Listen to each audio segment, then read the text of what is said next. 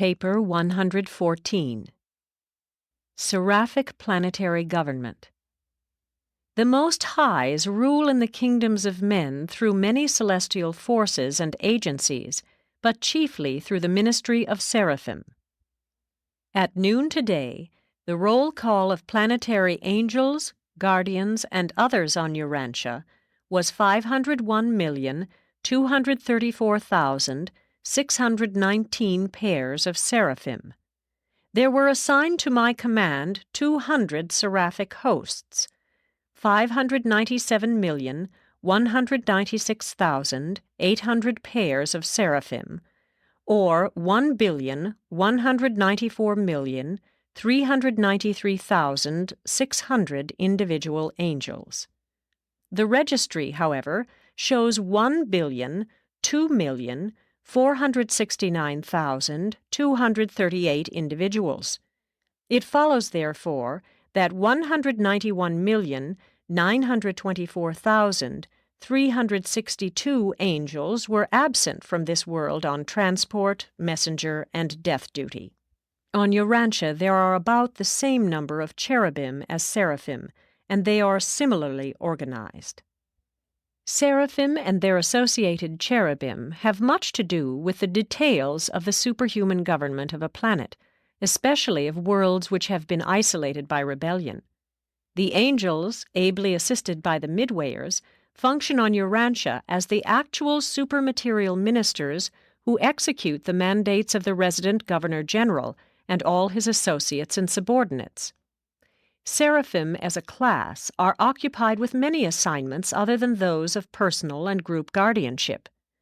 Urantia is not without proper and effective supervision from the system, constellation, and universe rulers. But the planetary government is unlike that of any other world in the Satania system, even in all Nebadon. This uniqueness in your plan of supervision is due to a number of unusual circumstances. 1. The life modification status of Urantia. 2. The exigencies of the Lucifer rebellion. 3. The disruptions of the Adamic default. 4. The irregularities growing out of the fact that Urantia was one of the bestowal worlds of the universe sovereign. Michael of Nebadon is the planetary prince of Urantia. 5. The special function of the 24 planetary directors. 6. The location on the planet of an archangel's circuit. 7. The more recent designation of the one-time incarnated Macaventa Melchizedek as vicegerent planetary prince. 1. The sovereignty of Urantia. The original sovereignty of Urantia was held in trust by the sovereign of the Satania system. It was first delegated by him to a joint commission of Melchizedeks and life carriers, and this group functioned on Urantia until the arrival of a regularly constituted planetary prince. Subsequent to the downfall of Prince Caligastia, at the time of the Lucifer Rebellion, Urantia had no sure and settled relationship with the local universe and its administrative divisions until the completion of Michael's bestowal in the flesh, when he was proclaimed by the Union of Days planetary prince of Urantia. Such a proclamation in surety and in principle forever settled the status of your world, but in practice the sovereign Creator-Son made no gesture of personal administration of the planet, aside from the establishment of the Jerusalem Commission of 24 former Urantians, with authority to represent him in the government of Urantia and all other quarantine planets in the system. One of this council is now always resident on Urantia as Resident Governor-General. Vicegerent authority to act for Michael as planetary prince has been recently vested in Macaventa Melchizedek, but this son of the local universe has made not the slightest move toward modifying the present planetary regime of the successive administrations of the resident governors-general. There is little likelihood that any marked change will be made in the government of Urantia during the present dispensation, unless the vicegerent planetary prince should arrive to assume his titular responsibilities. It appears to certain of our associates that at some time in the near future, the plan of sending one of the 24 counselors to Urantia to act as Governor General will be superseded by the formal arrival of Macaventa Melchizedek with the vicegerent mandate of the sovereignty of Urantia. As acting planetary prince, he would undoubtedly continue in charge of the planet until the final adjudication of the Lucifer Rebellion and probably on into the distant future of planetary settlement in light and life. Some believe that Macaventa will not come to take personal direction of Urantian affairs until the end of the current dispensation. Others hold that the vicegerent prince may not come, as such, until Michael sometime returns to Urantia as he promised when still in the flesh. Still others, including this narrator, look for Melchizedek's appearance any day or hour. 2. The Board of Planetary Supervisors. Since the times of Michael's bestowal on your world, the general management of Urantia has been entrusted to a special group on Jerusalem of 24 one-time Urantians. Qualification for membership on this commission is unknown to us, but we have observed that those who have been thus commissioned have all been contributors to the enlarging sovereignty of the Supreme in the system of Satania. By nature, they were all real leaders when they functioned on Urantia, and, excepting Macaventa Melchizedek, these qualities of leadership have been further augmented by mansion world experience and supplemented by the training of Jerusalem citizenship. Members are nominated to the 24 by the Cabinet of Lanaforge, seconded by the Most Highs of Edentia, approved by the assigned Sentinel of Jerusalem, and appointed by Gabriel of Salvington in accordance with the mandate of Michael. The temporary appointees function just as fully as do the permanent members of this commission of special supervisors. This board of planetary directors is especially concerned with the supervision of those activities on this world which result from the fact that Michael here experienced his terminal bestowal. They are kept in close and immediate touch with Michael by the liaison activities of a certain brilliant evening star, the identical being who attended upon Jesus throughout the mortal bestowal. At the present time, one John, known to you as the Baptist, is chairman of this council when it is in session on Jerusalem. But the ex officio head of this council is the assigned Sentinel of Satania, the direct and personal representative of the Associate Inspector on Salvington and of the Supreme Executive of Orvanton. The members of this same commission of former Urantians also act as advisory supervisors of the 36 other rebellion-isolated worlds of the system. They perform a very valuable service in keeping Lanaforge, the system's sovereign, in close and sympathetic touch with the affairs of these planets, which still remain more or less under the over-control of the constellation fathers of Norlashadek. These 24 counselors make frequent trips as individuals to each of the quarantined planets, especially to Urantia. Each of the other isolated worlds is advised by similar and varying-sized commissions of its one-time inhabitants, but these other commissions are subordinate to the Urantian group of 24. While the members of the latter commission are thus actively interested in every phase of human progress on each quarantined world in Satania, they are especially and particularly concerned with the welfare and advancement of the mortal races of Urantia, for they immediately and directly supervise the affairs of none of the planets except Urantia, and even here their authority is not complete, excepting in certain domains concerned with mortal survival. No one knows how long these 24 Urantia counselors will continue in their present status, detached from the regular program of universe activities. They will no doubt continue to serve in their present capacities until some change in planetary status ensues, such as the end of a dispensation, the assumption of full authority by Macaventa Melchizedek, the final adjudication of the Lucifer Rebellion, or the reappearance of Michael on the world of his final bestowal. The present resident Governor-General of Urantia seems inclined to the opinion that all but Macaventa may be released for paradise ascension the moment the system of Satania is restored to the constellation circuits. But other opinions are also current. 3. The Resident Governor-General. Every 100 years of Urantia time, the Jerusalem Corps of 24 planetary supervisors designate one of their number to sojourn on your world to act as their executive representative, as Resident Governor-General. During the times of the preparation of these narratives, this executive officer was changed, the 19th so to serve being succeeded by the 20th. The name of the current planetary supervisor is withheld from you only because mortal man is so prone to venerate, even to deify, his extraordinary compatriots and superhuman superiors.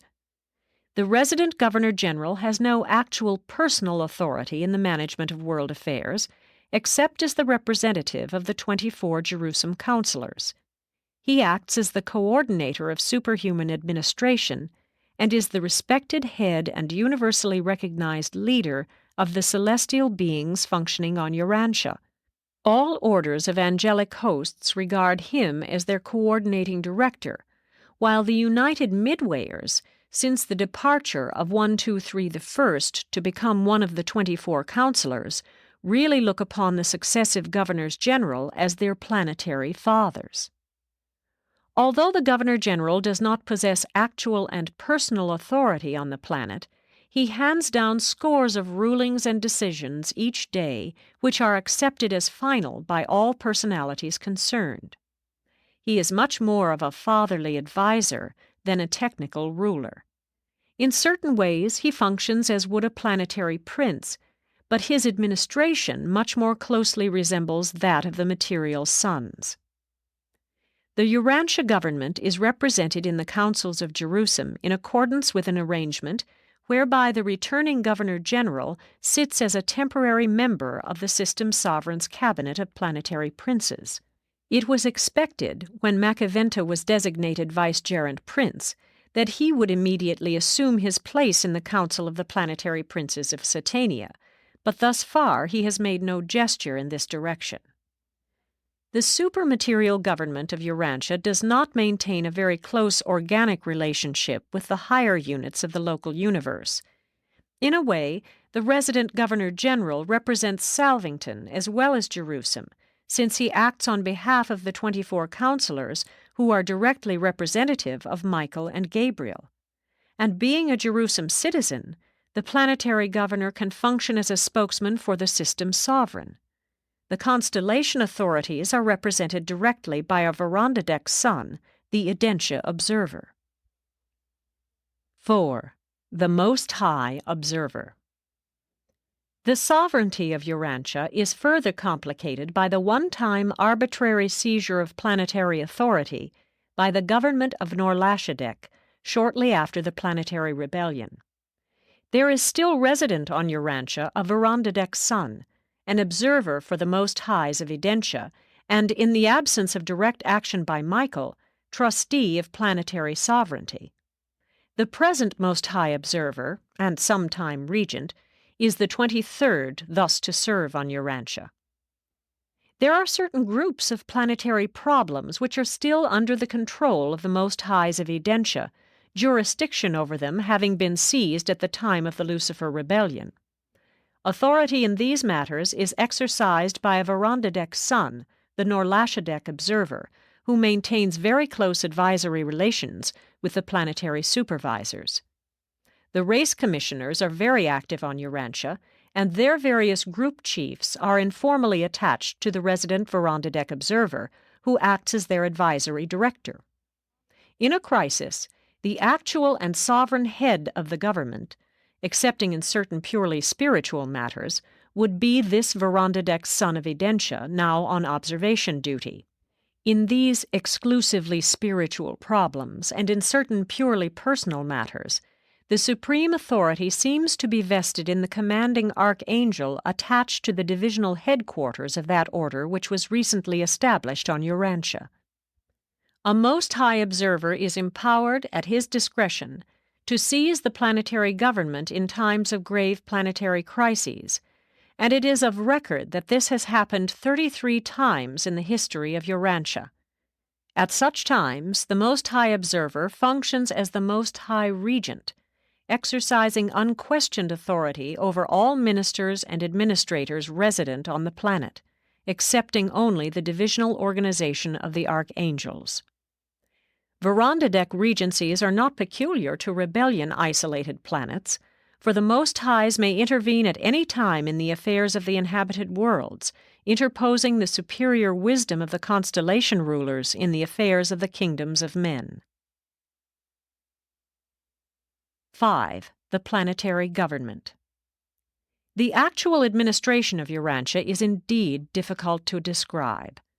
There exists no formal government along the lines of universe organization, such as separate legislative, executive, and judicial departments.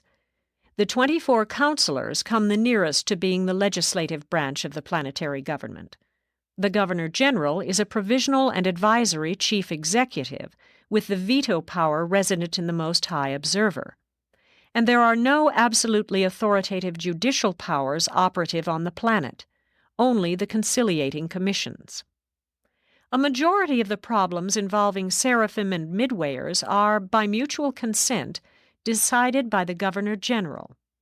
But except when voicing the mandates of the 24 counselors, his rulings are all subject to appeal to conciliating commissions, to local authorities constituted for planetary function, or even to the system sovereign of Satania. The absence of the corporeal staff of a planetary prince and the material regime of an Adamic son and daughter is partially compensated by the special ministry of seraphim and by the unusual services of the midway creatures. The absence of the planetary prince is effectively compensated by the triune presence of the archangels, the Most High Observer, and the Governor-General. This rather loosely organized and somewhat personally administered planetary government is more than expectedly effective because of the time-saving assistance of the archangels and their ever-ready circuit, which is so frequently utilized in planetary emergencies and administrative difficulties.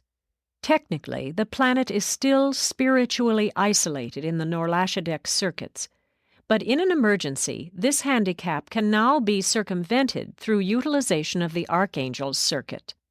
Planetary isolation is, of course, of little concern to individual mortals, since the pouring out of the Spirit of Truth upon all flesh 1900 years ago. Each administrative day on Urantia begins with a consultative conference, which is attended by the Governor-General, the Planetary Chief of Archangels, the Most High Observer, the Supervising Supernaphim, the Chief of Resident Life Carriers, and invited guests from among the high sons of the universe or from among certain of the student visitors who may chance to be sojourning on the planet. The direct administrative cabinet of the Governor-General consists of 12 seraphim, the acting chiefs of the 12 groups of special angels functioning as the immediate superhuman directors of planetary progress and stability. 6. The Master Seraphim of Planetary Supervision. When the first Governor-General arrived on Urantia, concurrent with the outpouring of the Spirit of Truth, he was accompanied by 12 corps of special seraphim, Seraphington graduates who were immediately assigned to certain special planetary services. These exalted angels are known as the Master Seraphim of Planetary Supervision, and are, aside from the over-control of the planetary Most High Observer, under the immediate direction of the resident Governor-General. These 12 groups of angels, while functioning under the general supervision of the resident Governor-General, are immediately directed by the Seraphic Council of 12, the acting chiefs of each group. This council also serves as the volunteer cabinet of the resident Governor-General. As planetary chief of Seraphim, I preside over this council of seraphic chiefs, and I am a volunteer supernaphim of the primary order, serving on Urantia as the successor of the one-time chief of the angelic hosts of the planet who defaulted at the time of the Caligastia secession. The 12 corps of the Master Seraphim of Planetary Supervision are functional on Urantia as follows. 1. The Epochal Angels. These are the angels of the current age, the dispensational group. These celestial ministers are entrusted with the oversight and direction of the affairs of each generation as they are designed to fit into the mosaic of the age in which they occur. The present corps of epochal angels serving on Urantia is the third group assigned to the planet during the current dispensation. 2. The Progress Angels. These seraphim are entrusted with the task of initiating the evolutionary progress of the successive social ages. They foster the development of the inherent progressive trend of evolutionary creatures. They labor incessantly to make things what they ought to be. The group now on duty is the second to be assigned to the planet. 3. The Religious Guardians. These are the angels of the churches, the earnest contenders for that which is and has been. They endeavor to maintain the ideals of that which has survived for the sake of the safe transit of moral values from one epoch to another. They are the checkmates of the angels of progress, all the while seeking to translate from one generation to another the imperishable values of the old and passing forms into the new and therefore less stabilized patterns of thought and conduct. These angels do contend for spiritual forms, but they are not the source of ultra-sectarianism and meaningless controversial divisions of professed religionists. The corps now functioning on Urantia is the fifth thus to serve. 4. The Angels of Nation Life. These are the Angels of the Trumpets, directors of the political performances of Urantia national life. The group now functioning in the over-control of international relations is the fourth corps to serve on the planet. It is particularly through the ministry of this seraphic division that the Most Highs rule in the kingdoms of men. 5. The Angels of the Races. Those who work for the conservation of the evolutionary races of time, regardless of their political entanglements and religious groupings. On Urantia, there are remnants of 9 human races which have commingled and combined into the people of modern times. These seraphim are closely associated with the ministry of the race commissioners, and the group now on Urantia is the original corps assigned to the planet soon after the day of Pentecost. 6. The Angels of the Future. These are the projection angels, who forecast a future age and plan for the realization of the better things of a new and advancing dispensation. They are the architects of the successive eras. The group now on the planet has thus functioned since the beginning of the current dispensation. 7. The Angels of Enlightenment. Urantia is now receiving the help of the third corps of seraphim dedicated to the fostering of planetary education. These angels are occupied with mental and moral training as it concerns individuals, families, groups, schools, communities, nations, and whole races. 8. The Angels of Health. These are the seraphic ministers assigned to the assistance of those mortal agencies dedicated to the promotion of health and the prevention of disease. The present corps is the sixth group to serve during this dispensation. 9. The Home Seraphim. Urantia now enjoys the services of the fifth group of angelic ministers dedicated to the preservation and advancement of the home, the basic institution of human civilization. 10. The Angels of Industry. This seraphic group is concerned with fostering industrial development and improving economic conditions among the Urantia peoples. This corps has been 7 times changed since the bestowal of Michael. 11. The Angels of Diversion. These are the seraphim who foster the values of play, humor, and rest. They ever seek to uplift man's recreational diversions and thus to promote the more profitable utilization of human leisure. The present corps is the third of that order to minister on Urantia. 12. The Angels of Superhuman Ministry. These are the angels of the angels, those seraphim who are assigned to the ministry of all other superhuman life on the planet, temporary or permanent. This corps has served since the beginning of the current dispensation.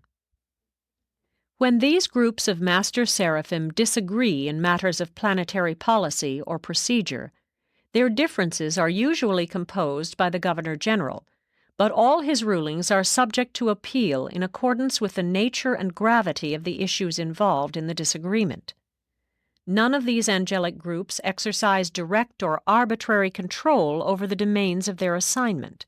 They cannot fully control the affairs of their respective realms of action, but they can and do so manipulate planetary conditions and so associate circumstances as favorably to influence the spheres of human activity to which they are attached. The Master Seraphim of planetary supervision utilize many agencies for the prosecution of their missions. They function as ideational clearinghouses, mind focalizers, and project promoters. While unable to inject new and higher conceptions into human minds, they often act to intensify some higher ideal which has already appeared within a human intellect. But aside from these many means of positive action, the Master Seraphim ensure planetary progress against vital jeopardy through the mobilization, training, and maintenance of the Reserve Corps of Destiny. The chief function of these reservists is to ensure against breakdown of evolutionary progress. They are the provisions which the celestial forces have made against surprise. They are the guarantees against disaster. 7. The Reserve Corps of Destiny. The Reserve Corps of Destiny consists of living men and women who have been admitted to the special service of the superhuman administration of world affairs. This corps is made up of the men and women of each generation who are chosen by the spirit directors of the realm to assist in the conduct of the ministry of mercy and wisdom to the children of time on the evolutionary worlds. It is the general practice in the conduct of the affairs of the ascension plans to begin this liaison utilization of mortal will creatures immediately they are competent and trustworthy to assume such responsibilities. Accordingly, as soon as men and women appear on the stage of temporal action with sufficient mental capacity, adequate moral status, and requisite spirituality, they are quickly assigned to the appropriate celestial group of planetary personalities as human liaisons, mortal assistants. When human beings are chosen as protectors of planetary destiny, when they become pivotal individuals in the plans which the world administrators are prosecuting, at that time the planetary chief of Seraphim confirms their temporal attachment to the seraphic corps and appoints personal destiny guardians to serve with these mortal reservists. All reservists have self-conscious adjusters, and most of them function in the higher cosmic circles of intellectual achievement and spiritual attainment. Mortals of the realm are chosen for service in the Reserve Corps of Destiny on the inhabited worlds because of 1. Special capacity for being secretly rehearsed for numerous possible emergency missions in the conduct of various activities of world affairs. 2. Wholehearted dedication to some special social, economic, political, spiritual, or other cause, coupled with willingness to serve without human recognition and rewards. 3. The possession of a thought adjuster of extraordinary versatility and probable pre-Urantia experience in coping with planetary difficulties and contending with impending world emergency situations. Each division of planetary celestial service is entitled to a liaison corps of these mortals of destiny standing. The average inhabited world employs 70 separate corps of destiny, which are intimately connected with the superhuman current conduct of world affairs. On Urantia there are 12 reserve corps of destiny, one for each of the planetary groups of seraphic supervision.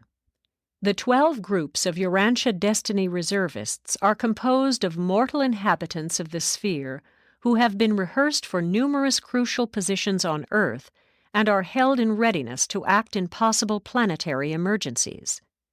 This combined corps now consists of 962 persons. The smallest corps numbers 41 and the largest 172. With the exception of less than a score of contact personalities, the members of this unique group are wholly unconscious of their preparation for possible function in certain planetary crises. These mortal reservists are chosen by the corps to which they are respectively attached, and are likewise trained and rehearsed in the deep mind by the combined technique of thought adjuster and seraphic guardian ministry. Many times, numerous other celestial personalities participate in this unconscious training, and in all this special preparation, the midwayers perform valuable and indispensable services. On many worlds, the better adapted secondary midway creatures are able to attain varying degrees of contact with the thought adjusters of certain favorably constituted mortals through the skillful penetration of the minds of the latter's indwelling. And it was by just such a fortuitous combination of cosmic adjustments that these revelations were materialized in the English language on Urantia. Such potential contact mortals of the evolutionary worlds are mobilized in the numerous reserve corps, and it is, to a certain extent, through these small groups of forward-looking personalities that spiritual civilization is advanced, and the Most Highs are able to rule in the kingdoms of men. The men and women of these reserve corps of destiny thus have various degrees of contact with their adjusters through the intervening ministry of the midway creatures. But these same mortals are little known to their fellows except in those rare social emergencies and spiritual exigencies wherein these reserve personalities function for the prevention of the breakdown of evolutionary culture or the extinction of the light of living truth.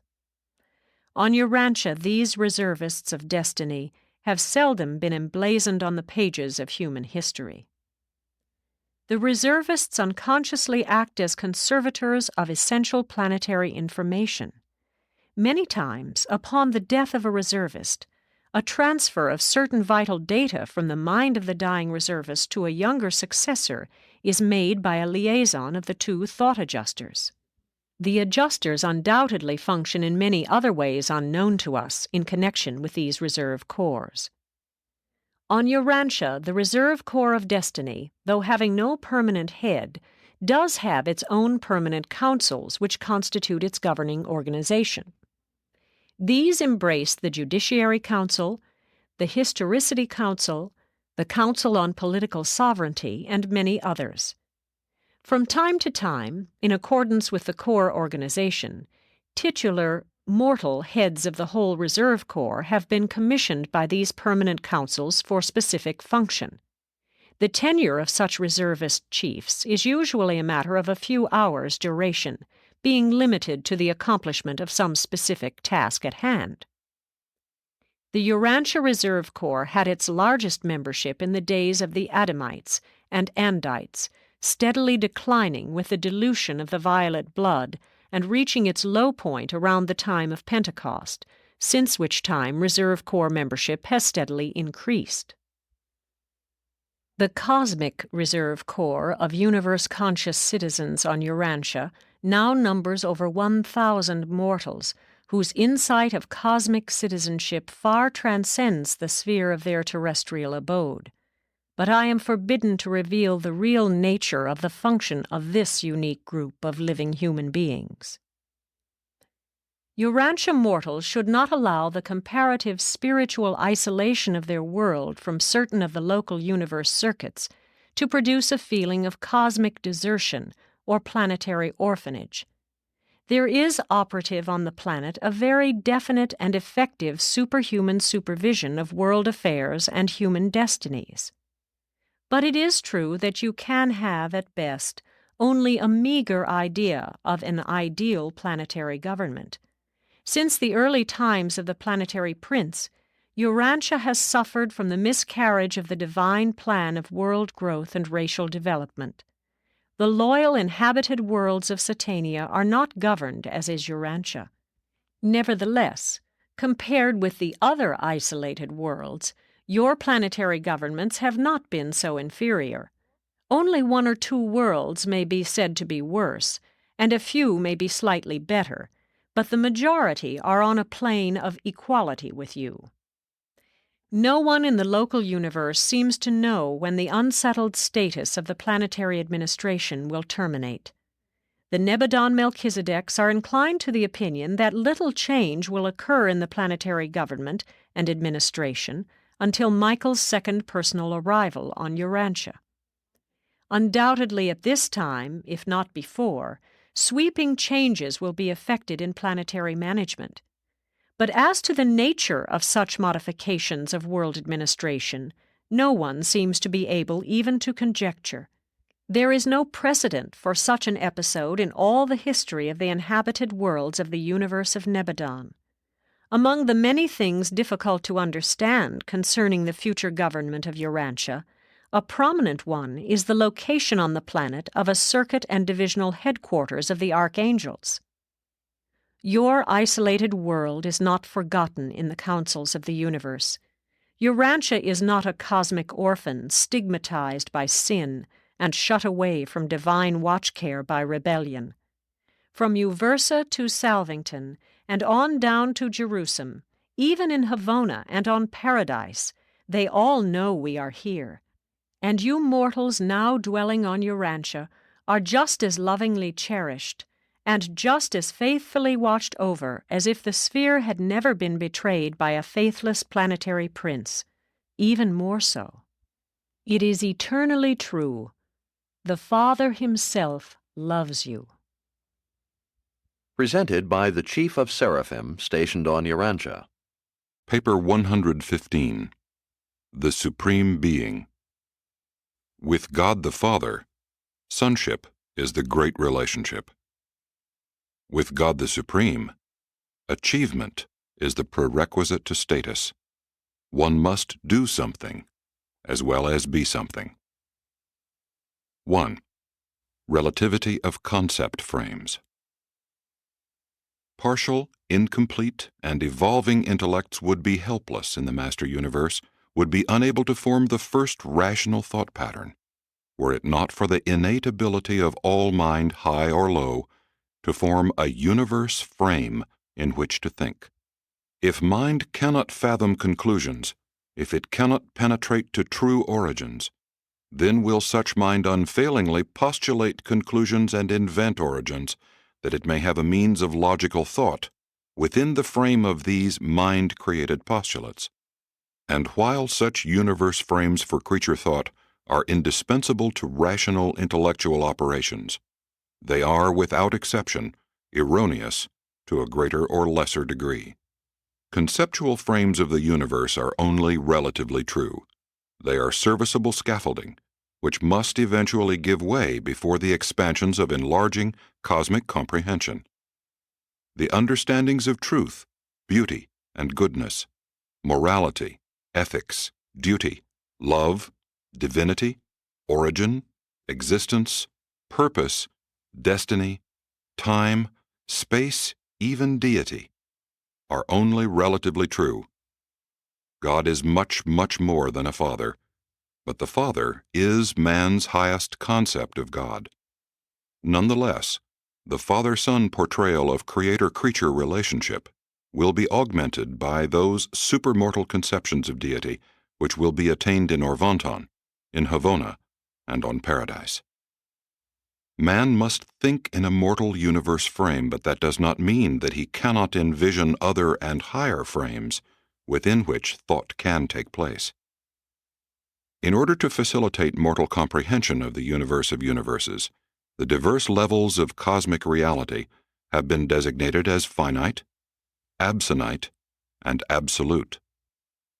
Of these, only the absolute is unqualifiedly eternal, truly existential. Absonites and finites are derivatives, modifications, qualifications and attenuations of the original and primordial absolute reality of infinity. The realms of the finite exist by virtue of the eternal purpose of God. Finite creatures high and low may propound theories, and have done so, as to the necessity of the finite in the cosmic economy. But in the last analysis, it exists because God so willed. The universe cannot be explained. Neither can a finite creature offer a rational reason for his own individual existence without appealing to the prior acts and pre-existent volition of ancestral beings, creators or procreators. 2. The absolute basis for supremacy. From the existential standpoint, nothing new can happen throughout the galaxies, for the completion of infinity inherent in the I Am is eternally present in the seven absolutes, is functionally associated in the triunities, and is transmittively associated in the triodities. But the fact that infinity is thus existentially present in these absolute associations in no way makes it impossible to realize new cosmic experientials. From a finite creature's viewpoint, infinity contains much that is potential, much that is on the order of a future possibility, rather than a present actuality. Value is a unique element in universe reality. We do not comprehend how the value of anything infinite and divine could possibly be increased. But we discover that meanings can be modified, if not augmented, even in the relations of infinite deity. To the experiential universes, even divine values are increased as actualities by enlarged comprehension of reality meanings. The entire scheme of universal creation and evolution on all experiencing levels is apparently a matter of the conversion of potentialities into actualities, and this transmutation has to do equally with the realms of space potency, mind potency, and spirit potency. The apparent method whereby the possibilities of the cosmos are brought into actual existence varies from level to level, being experiential evolution in the finite and experiential eventuation in the absonite. Existential infinity is indeed unqualified in all-inclusiveness, and this very all-inclusiveness must perforce encompass even the possibility for evolutionary finite experiencing. And the possibility for such experiential growth becomes a universe actuality through triodity relationships impinging upon and in the Supreme. 3. Original, actual, and potential. The absolute cosmos is conceptually without limit. To define the extent and nature of this primal reality is to place qualifications upon infinity and to attenuate the pure concept of eternity. The idea of the infinite eternal, the eternal infinite, is unqualified in extent and absolute in fact. There is no language, in the past, present, or future of Urantia, adequate to express the reality of infinity or the infinity of reality. Man, a finite creature in an infinite cosmos, must content himself with distorted reflections and attenuated conceptions of that limitless, boundless, never-beginning, never-ending existence, the comprehension of which is really beyond his ability. Mind can never hope to grasp the concept of an absolute without attempting first to break the unity of such a reality. Mind is unifying of all divergencies, but in the very absence of such divergencies, mind finds no basis upon which to attempt to formulate understanding concepts. The primordial stasis of infinity requires segmentation prior to human attempts at comprehension. There is a unity in infinity which has been expressed in these papers as the I Am, the premier postulate of the creature mind. But never can a creature understand how it is that this unity becomes duality, triunity, and diversity, while yet remaining an unqualified unity.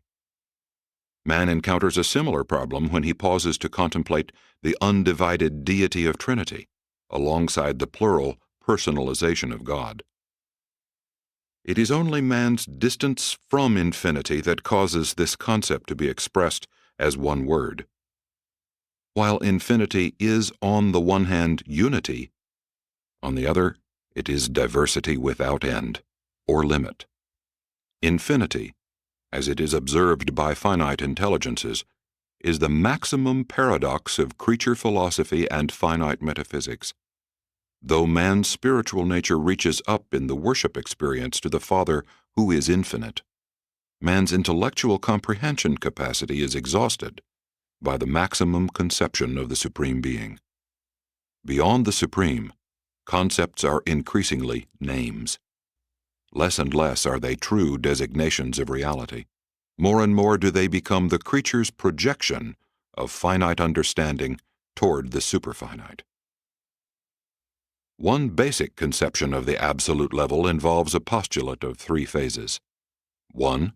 The original, the unqualified concept of the first source and center, that source manifestation of the I Am, from which all reality takes origin. 2. The actual, the union of the three absolutes of actuality, the second, third, and paradise sources and centers. This triodity of the Eternal Son, the Infinite Spirit, and the Paradise Isle constitutes the actual revelation of the originality of the first source and center. 3. The potential, the union of the three absolutes of potentiality, the deity, unqualified, and universal absolutes. This triodity of existential potentiality constitutes the potential revelation of the originality of the first source and center. The interassociation of the original, the actual, and the potential yields the tensions within infinity which result in the possibility for all universe growth, and growth is the nature of the sevenfold, the supreme, and the ultimate. In the association of the deity, universal, and unqualified absolutes, potentiality is absolute, while actuality is emergent. In the association of the second, third, and paradise sources and centers, actuality is absolute, while potentiality is emergent. In the originality of the first source and center, we cannot say that either actuality or potentiality is either existent or emergent. The Father is. From the time viewpoint, the actual is that which was and is. The potential is that which is becoming and will be. The original is that which is. From the eternity viewpoint, the differences between the original, the actual, and the potential are not thus apparent. These triune qualities are not so distinguished on paradise eternity levels. In eternity, all is. Only has all not yet been revealed in time and space. From a creature's viewpoint, actuality is substance, potentiality is capacity. Actuality exists centermost and expands therefrom into peripheral infinity. Potentiality comes inward from the infinity periphery and converges at the center of all things. Originality is that which first causes and then balances the dual motions of the cycle of reality metamorphosis, from potentials to actuals, and the potentializing of existing actuals. The three absolutes of potentiality are operative on the purely eternal level of the cosmos, hence never function as such on sub-absolute levels.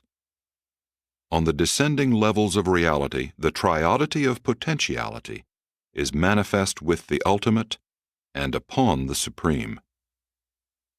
The potential may fail to time-actualize with respect to a part on some sub-absolute level, but never in the aggregate. The will of God does ultimately prevail, not always concerning the individual, but invariably concerning the total. It is in the triodity of actuality, that the existence of the cosmos have their center. Be it spirit, mind, or energy, all center in this association of the Son, the Spirit, and Paradise. The personality of the Spirit Son is the master pattern for all personality throughout all universes. The substance of the Paradise Isle is the master pattern of which Havona is a perfect and the superuniverses are a perfecting revelation. The conjoint actor is at one and the same time the mind activation of cosmic energy, the conceptualization of spirit purpose, and the integration of the mathematical causes and effects of the material levels with the volitional purposes and motives of the spiritual level. In and to a finite universe, the Son, Spirit, and Paradise function in and upon the ultimate as he is conditioned and qualified in the supreme. Actuality of deity is what man seeks in the Paradise Ascent. Potentiality of human divinity is what man evolves in that search. The original is what makes possible the coexistence and integration of man the actual, man the potential, and man the eternal. The final dynamics of the cosmos have to do with the continual transfer of reality from potentiality to actuality. In theory, there may be an end to this metamorphosis, but in fact, such is impossible, since the potential and the actual are both encircuited in the original, the I Am. And this identification makes it forever impossible to place a limit on the developmental progression of the universe. Whatsoever is identified with the I Am can never find an end to progression, since the actuality of the potentials of the I Am is absolute, and the potentiality of the actuals of the I Am is also absolute. Always will actuals be opening up new avenues of the realization of hitherto impossible potentials. Every human decision not only actualizes a new reality in human experience, but also opens up a new capacity for human growth. The man lives in every child, and the Urantia progressor is resident in the mature, God-knowing man. Statics in growth can never appear in the total cosmos, since the basis for growth, the absolute actuals, is unqualified, and since the possibilities for growth, the absolute potentials, are unlimited. From a practical viewpoint, the philosophers of the universe have come to the conclusion that there is no such thing as an end. From a circumscribed view, there are indeed many ends, many terminations of activities. But from a larger viewpoint on a higher universe level, there are no endings, merely transitions from one phase of development to another. The major chronicity of the Master Universe is concerned with the several universe ages, the Havona, the super-universe, and the outer universe ages. But even these basic divisions of sequence relationships cannot be more than relative landmarks on the unending highway of eternity. The final penetration of the truth, beauty, and goodness of the Supreme Being could only open up to the progressing creature those absonite qualities of ultimate divinity which lie beyond the concept levels of truth, beauty, and goodness. 4. Sources of Supreme Reality. Any consideration of the origins of God the Supreme must begin with the Paradise Trinity, for the Trinity is original deity, while the Supreme is derived deity.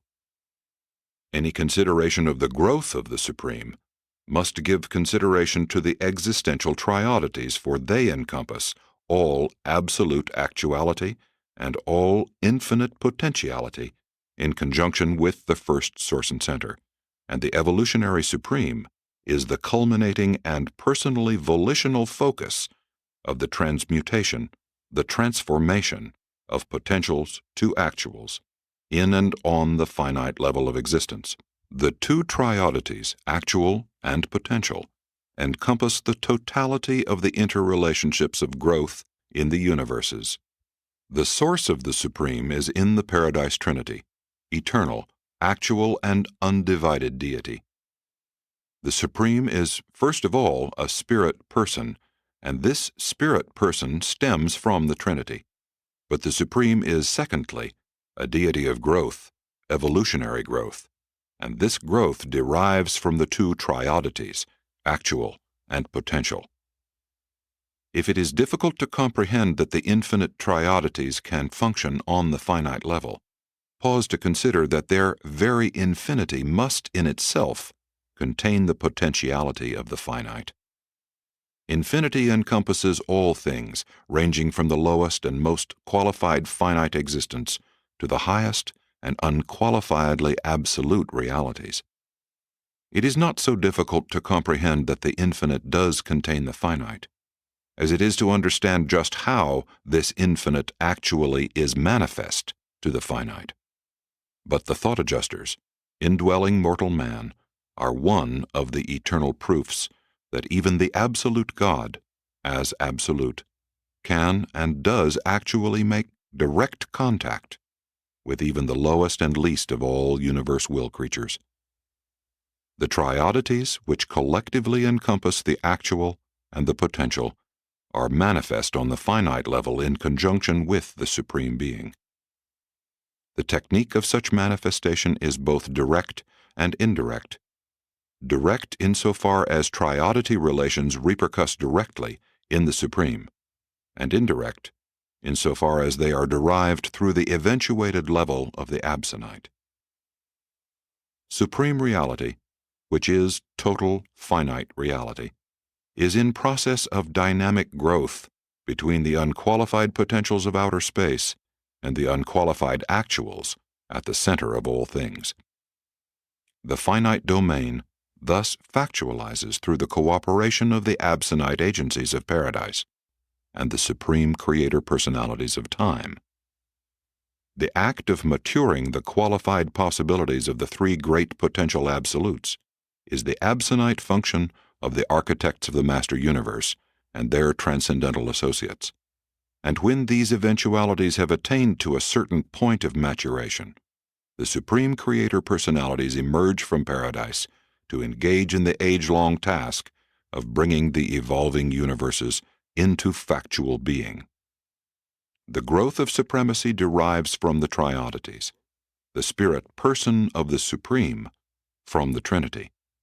But the power prerogatives of the Almighty are predicated on the divinity successes of God the Sevenfold, while the conjoining of the power prerogatives of the Almighty Supreme with the spirit person of God the Supreme takes place by virtue of the ministry of the conjoint actor, who bestowed the mind of the Supreme as the conjoining factor in this evolutionary deity.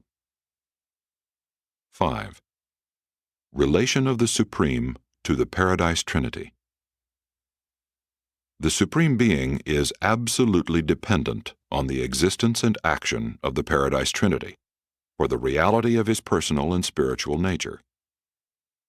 While the growth of the Supreme is a matter of triodity relationship, the spirit personality of God the Supreme is dependent upon and is derived from the Paradise Trinity, which ever remains as the absolute center source of perfect and infinite stability, around which the evolutionary growth of the Supreme progressively unfolds.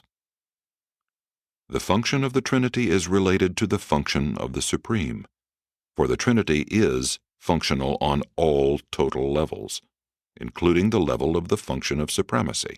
But as the age of Havona gives way to the age of the superuniverses, so does the discernible action of the Trinity as immediate creator give way to the creative acts of the children of the paradise deities. 6. Relation of the Supreme to the triodities. The triodity of actuality continues to function directly in the post-Havona epochs. Paradise gravity grasps the basic units of material existence. The spirit gravity of the eternal Sun operates directly upon the fundamental values of spirit existence, and the mind gravity of the conjoint actor unerringly clutches all vital meanings of intellectual existence. But as each stage of creative activity proceeds out through uncharted space, it functions and exists farther and farther removed from direct action by the creative forces and divine personalities of central emplacement, the absolute Isle of Paradise, and the infinite deities resident thereon. These successive levels of cosmic existence become, therefore, increasingly dependent upon developments within the three absolute potentialities of infinity. The Supreme Being embraces possibilities for cosmic ministry that are not apparently manifested in the Eternal Son, the Infinite Spirit, or the non-personal realities of the Isle of Paradise. This statement is made with due regard for the absoluteness of these three basic actualities, but the growth of the Supreme is not only predicated on these actualities of deity and paradise, but is also involved in the developments within the deity, universal, and unqualified absolutes. The Supreme not only grows as the creators and creatures of the evolving universes attain to godlikeness, but this finite deity also experiences growth as a result of the creature and creator mastery of the finite possibilities of the grand universe. The motion of the Supreme is twofold: intensively toward paradise and deity, and extensively toward the limitlessness of the absolutes of potential. In the present universe age, this dual motion is revealed in the descending and ascending personalities of the grand universe. The supreme creator personalities and all their divine associates are reflective of the outward, diverging motion of the Supreme, while the ascending pilgrims from the seven superuniverses are indicative of the inward, converging trend of supremacy. Always is the finite deity seeking for dual correlation, inward toward paradise and the deities thereof, and outward toward infinity and the absolutes therein. The mighty eruption of the paradise creative divinity, personalizing in the creator sons and powerizing in the power controllers, signifies the vast outsurge of supremacy into the domains of potentiality, while the endless procession of the ascending creatures of the grand universe witnesses the mighty insurge of supremacy toward unity with paradise deity. Human beings have learned that the motion of the invisible may sometimes be discerned by observing its effects on the visible, and we in the universes have long since learned to detect the movements and trends of supremacy by observing the repercussions of such evolutions in the personalities and patterns of the grand universe. Though we are not sure, we believe that, as a finite reflection of paradise deity, the Supreme is engaged in an eternal progression into outer space. But as a qualification of the three absolute potentials of outer space, this Supreme Being is forever seeking for paradise coherence. And these dual motions seem to account for most of the basic activities in the presently organized universes. 7. The nature of the Supreme. In the deity of the Supreme, the Father I Am has achieved relatively complete liberation from the limitations inherent in infinity of status, eternity of being, and absoluteness of nature. But God the Supreme has been freed from all existential limitations only by having become subject to experiential qualifications of universal function. In attaining capacity for experience, the finite God also becomes subject to the necessity, therefore. In achieving liberation from eternity, the Almighty encounters the barriers of time, and the Supreme could only know growth and development as a consequence of partiality of existence and incompleteness of nature, non-absoluteness of being. All this must be according to the Father's plan, which has predicated finite progress upon effort, creature achievement upon perseverance, and personality development upon faith. By thus ordaining the experience evolution of the Supreme, the Father has made it possible for finite creatures to exist in the universes, and by experiential progression, sometime, to attain the divinity of supremacy. Including the Supreme and even the ultimate, all reality, excepting the unqualified values of the seven absolutes, is relative. The fact of supremacy is predicated on paradise power, Son personality, and conjoint action. But the growth of the Supreme is involved in the Deity Absolute, the Unqualified Absolute, and the Universal Absolute, and this synthesizing and unifying Deity, God the Supreme, is the personification of the finite shadow cast athwart the grand universe by the infinite unity of the unsearchable nature of the Paradise Father, the first source and center. To the extent that the triodities are directly operative on the finite level, they impinge upon the Supreme, who is the deity focalization and cosmic summation of the finite qualifications of the natures of the absolute actual and the absolute potential. The Paradise Trinity is considered to be the absolute inevitability. The seven master spirits are apparently Trinity inevitabilities. The power, mind, spirit, personality actualization of the Supreme must be the evolutionary inevitability. God the Supreme does not appear to have been inevitable in unqualified infinity, but he seems to be on all relativity levels. He is the indispensable focalizer, summarizer, and encompasser of evolutionary experience, effectively unifying the results of this mode of reality perception in his deity nature. And all this he appears to do for the purpose of contributing to the appearance of the inevitable eventuation, the super-experience and super-finite manifestation of God the Ultimate. The Supreme Being cannot be fully appreciated without taking into consideration source, function, and destiny, relationship to the originating Trinity, the universe of activity, and the Trinity ultimate of immediate destiny. By the process of summating evolutionary experience, the Supreme connects the finite with the absonite. Even as the mind of the conjoint actor integrates the divine spirituality of the personal Son with the immutable energies of the Paradise pattern, and as the presence of the universal absolute unifies deity activation with the unqualified reactivity. And this unity must be a revelation of the undetected working of the original unity of the first Father cause and source pattern of all things and all beings. Sponsored by a mighty messenger temporarily sojourning on Urantia. Paper 116. The Almighty Supreme. If man recognized that his creators, his immediate supervisors, while being divine were also finite, and that the God of time and space was an evolving and non-absolute deity, then would the inconsistencies of temporal inequalities cease to be profound religious paradoxes. No longer would religious faith be prostituted to the promotion of social smugness in the fortunate, while serving only to encourage stoical resignation in the unfortunate victims of social deprivation. When viewing the exquisitely perfect spheres of Havona, it is both reasonable and logical to believe that they were made by a perfect, infinite, and absolute Creator.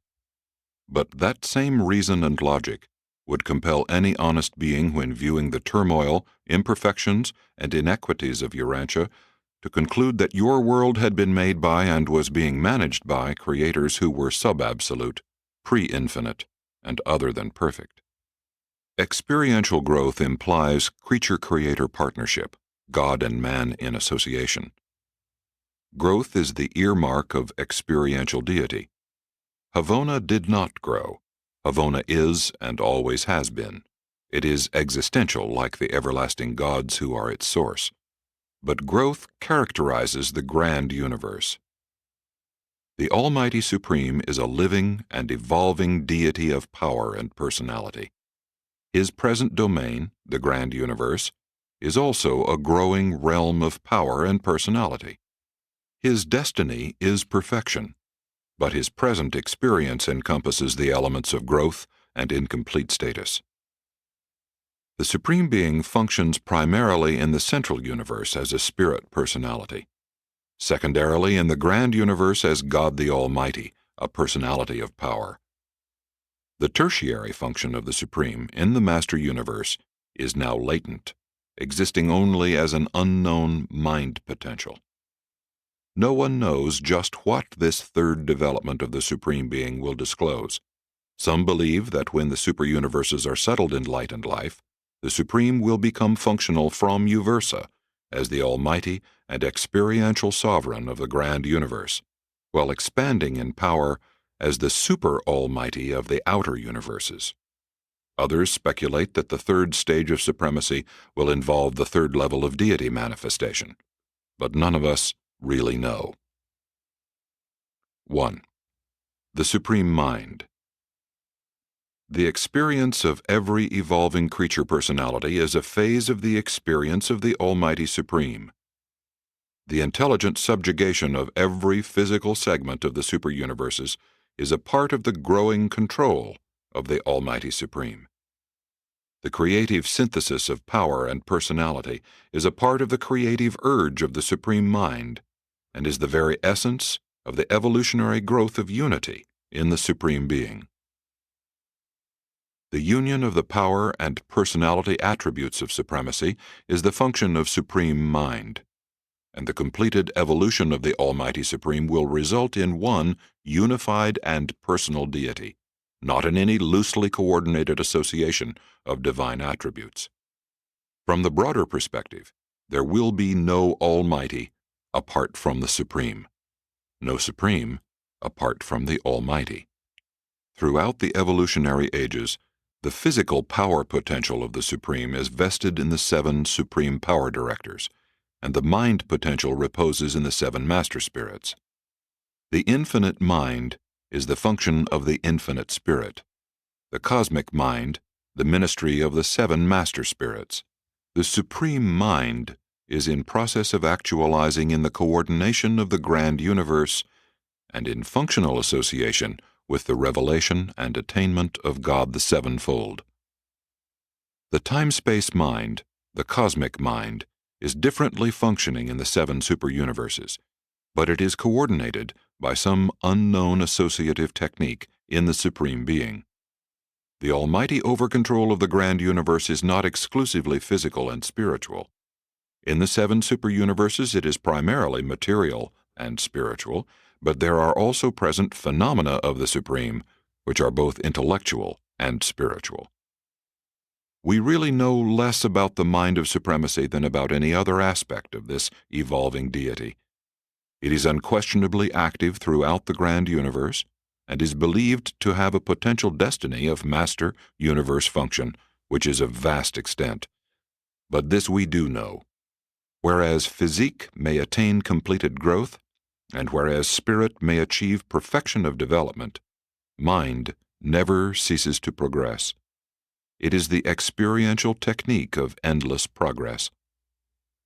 The Supreme is an experiential deity, and therefore never achieves completion of mind attainment. 2. The Almighty and God the Sevenfold. The appearance of the universe power presence of the Almighty is concomitant with the appearance on the stage of cosmic action of the high creators and controllers of the evolutionary superuniverses. God the Supreme derives his spirit and personality attributes from the Paradise Trinity, but he is power actualizing in the doings of the Creator Sons, the Ancients of Days, and the Master Spirits, whose collective acts are the source of his growing power as Almighty Sovereign to and in the 7 superuniverses. Unqualified paradise deity is incomprehensible to the evolving creatures of time and space. Eternity and infinity connote a level of deity reality which time-space creatures cannot comprehend. Infinity of deity and absoluteness of sovereignty are inherent in the Paradise Trinity, and the Trinity is a reality which lies somewhat beyond the understanding of mortal man. Time-space creatures must have origins, relativities, and destinies in order to grasp universe relationships and to understand the meaning values of divinity. Therefore does paradise deity attenuate and otherwise qualify the extra paradise personalizations of divinity, thus bringing into existence the supreme creators and their associates, who ever carry the light of life farther and farther from its paradise source until it finds its most distant and beautiful expression in the earth lives of the bestowal sons on the evolutionary worlds. And this is the origin of God the Sevenfold, whose successive levels are encountered by mortal man in the following order. 1. The Creator Sons and Creative Spirits. 2. The Ancients of Days. 3. The Seven Master Spirits. 4. The Supreme Being. 5.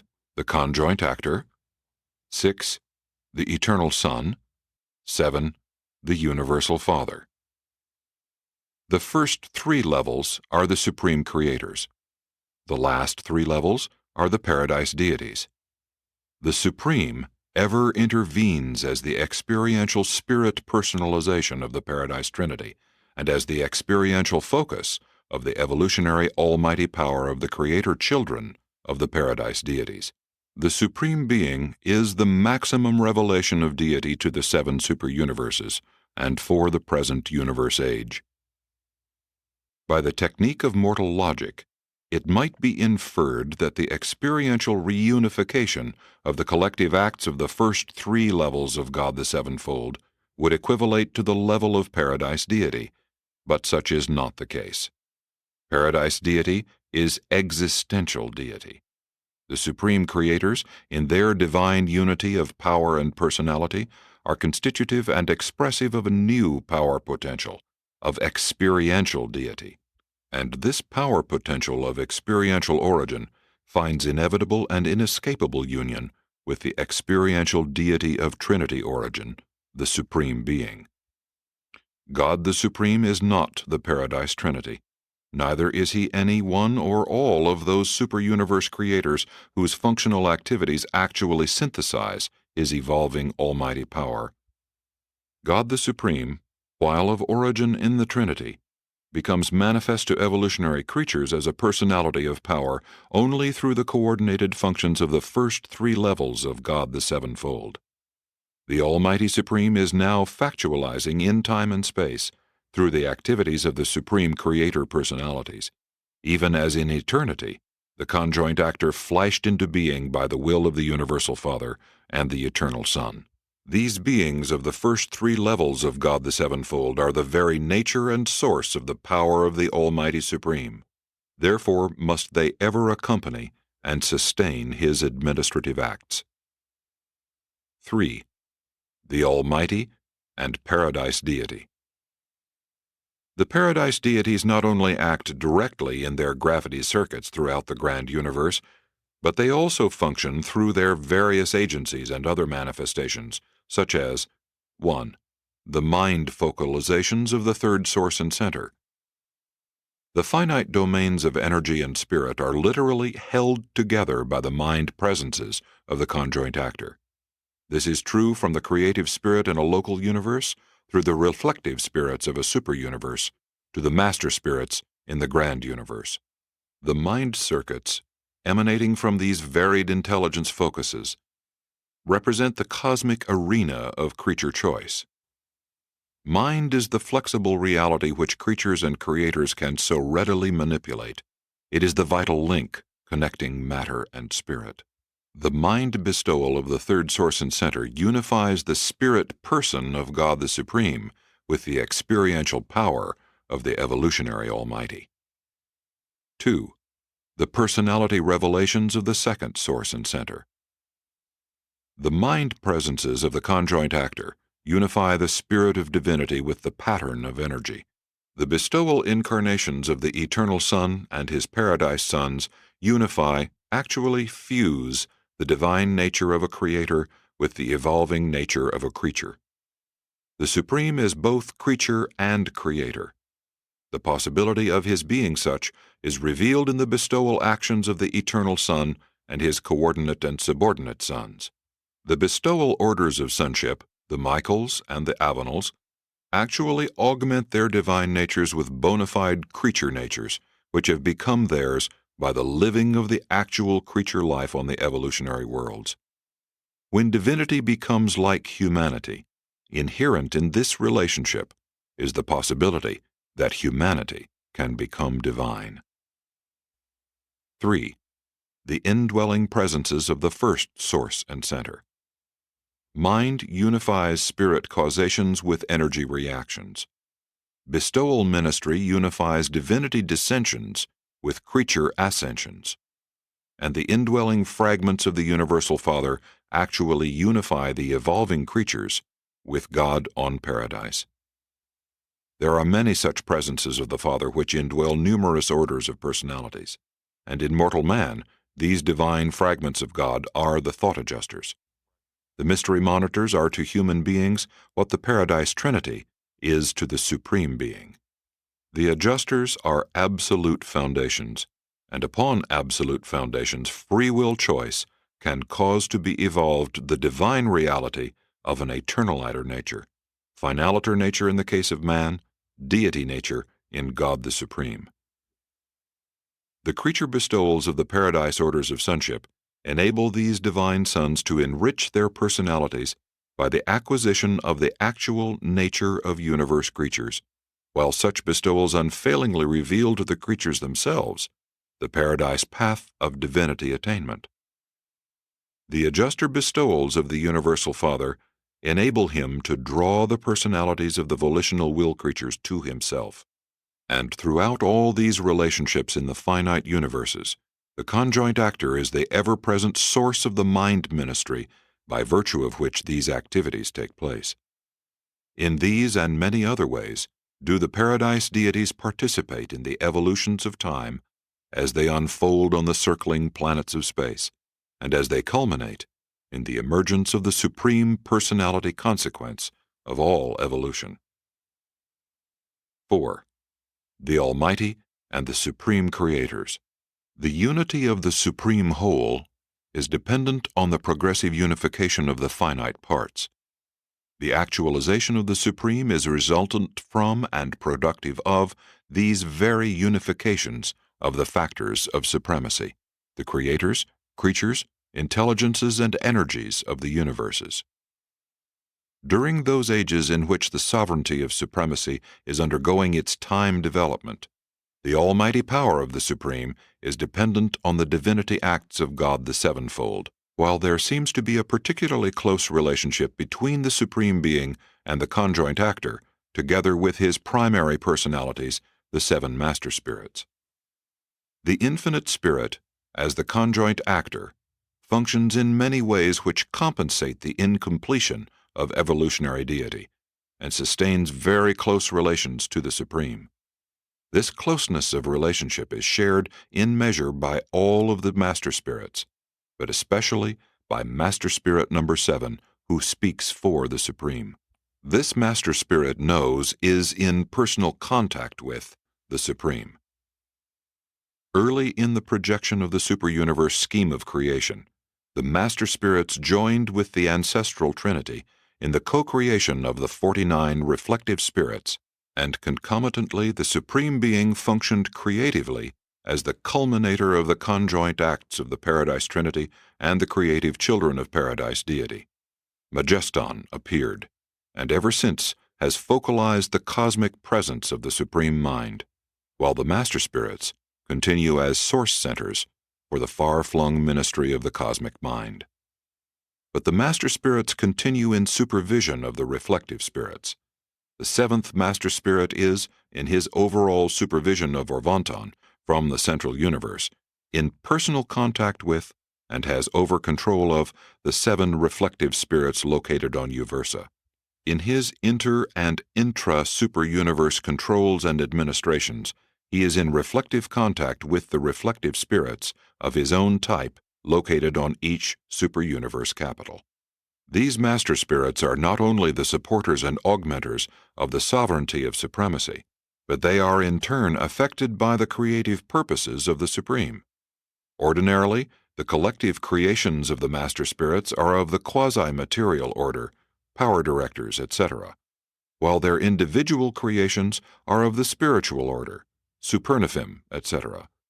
But when the Master Spirits collectively produced the 7 circuit spirits in response to the will and purpose of the Supreme Being, it is to be noted that the offspring of this creative act are spiritual, not material or quasi-material. And as it is with the master spirits of the super-universes, so it is with the triune rulers of these super-creations, the Ancients of Days. These personifications of Trinity justice judgment in time and space are the field fulcrums for the mobilizing almighty power of the Supreme, serving as the sevenfold focal points for the evolution of Trinitarian sovereignty in the domains of time and space. From their vantage point, midway between paradise and the evolving worlds, these Trinity origin sovereigns see both ways, know both ways, and coordinate both ways. But the local universes are the real laboratories in which are worked out the mind experiments, galactic adventures, divinity unfoldings, and personality progressions, which, when cosmically totaled, constitute the actual foundation upon which the Supreme is achieving deity evolution in and by experience. In the local universes, even the creators evolve. The presence of the conjoint actor evolves from a living power focus to the status of the divine personality of a universe mother spirit. The Creator Son evolves from the nature of existential paradise divinity to the experiential nature of supreme sovereignty. The local universes are the starting points of true evolution, the spawning grounds of bona fide imperfect personalities endowed with the free will choice of becoming co-creators of themselves as they are to be. The magisterial sons, in their bestowals upon the evolutionary worlds, eventually acquire natures expressive of paradise divinity in experiential unification with the highest spiritual values of material human nature. And through these and other bestowals, the Michael creators likewise acquire the natures and cosmic viewpoints of their actual local universe children. Such master creator sons approximate the completion of sub-supreme experience, and when their local universe sovereignty is enlarged to embrace the associated creative spirits, it may be said to approximate the limits of supremacy within the present potentials of the evolutionary grand universe. When the bestowal sons reveal new ways for man to find God, they are not creating these paths of divinity attainment. Rather are they illuminating the everlasting highways of progression which lead through the presence of the Supreme to the person of the Paradise Father. The local universe is the starting place for those personalities who are farthest from God, and who can therefore experience the greatest degree of spiritual ascent in the universe, can achieve the maximum of experiential participation in the co-creation of themselves. These same local universes likewise provide the greatest possible depth of experience for the descending personalities, who thereby achieve something which is to them just as meaningful as the paradise ascent is to an evolving creature. Mortal man appears to be necessary to the full function of God the Sevenfold as this divinity grouping culminates in the actualizing Supreme. There are many other orders of universe personalities who are equally necessary to the evolution of the almighty power of the Supreme, but this portrayal is presented for the edification of human beings, hence is largely limited to those factors operating in the evolution of God the Sevenfold which are related to mortal man. 5. The Almighty and the Sevenfold Controllers. You have been instructed in the relationship of God the Sevenfold to the Supreme Being, and you should now recognize that the Sevenfold encompasses the controllers as well as the creators of the grand universe. These sevenfold controllers of the grand universe embrace the following: 1. The master physical controllers. 2. The supreme power centers. 3. The supreme power directors. 4. The Almighty Supreme. 5. The God of Action, the Infinite Spirit. 6. The Isle of Paradise. 7. The Source of Paradise, the Universal Father. These 7 groups are functionally inseparable from God the Sevenfold and constitute the physical control level of this deity association. The bifurcation of energy and spirit stemming from the conjoint presence of the eternal Son and the Paradise Isle, was symbolized in the superuniverse sense when the seven master spirits unitedly engaged in their first act of collective creation. This episode witnessed the appearance of the seven supreme power directors.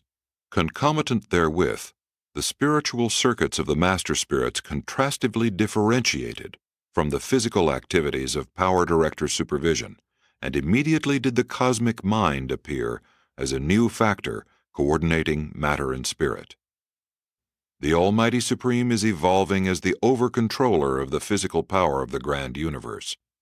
In the present universe age, this potential of physical power appears to be centered in the seven supreme power directors, who operate through the fixed locations of the power centers and through the mobile presences of the physical controllers.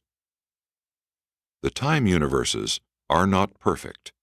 That is their destiny. The struggle for perfection pertains not only to the intellectual and the spiritual levels, but also to the physical level of energy and mass.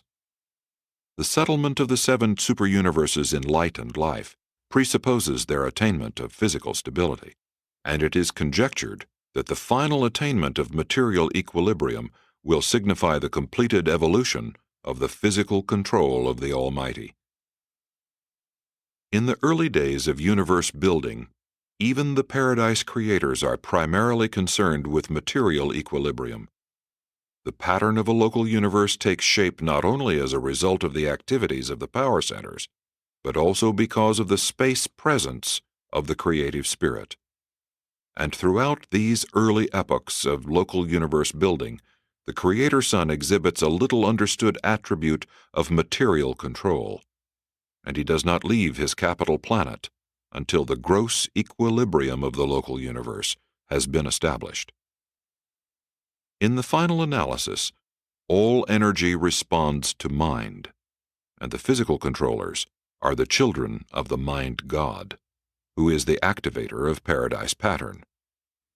The intelligence of the power directors is unremittingly devoted to the task of bringing about material control. Their struggle for physical dominance over the relationships of energy and the motions of mass never ceases until they achieve finite victory over the energies and masses which constitute their perpetual domains of activity. The spirit struggles of time and space have to do with the evolution of spirit dominance over matter by the mediation of personal mind. The physical, non-personal evolution of the universes has to do with bringing cosmic energy into harmony with the equilibrium concepts of mind subject to the over-control of spirit. The total evolution of the entire grand universe is a matter of the personality unification of the energy-controlling mind with the spirit-coordinated intellect, and will be revealed in the full appearance of the almighty power of the Supreme. The difficulty in arriving at a state of dynamic equilibrium is inherent in the fact of the growing cosmos. The established circuits of physical creation are being continually jeopardized by the appearance of new energy and new mass. A growing universe is an unsettled universe, hence no part of the cosmic whole can find real stability until the fullness of time witnesses the material completion of the seven superuniverses. In the settled universes of light and life, there are no unexpected physical events of major importance. Relatively complete control over the material creation has been achieved.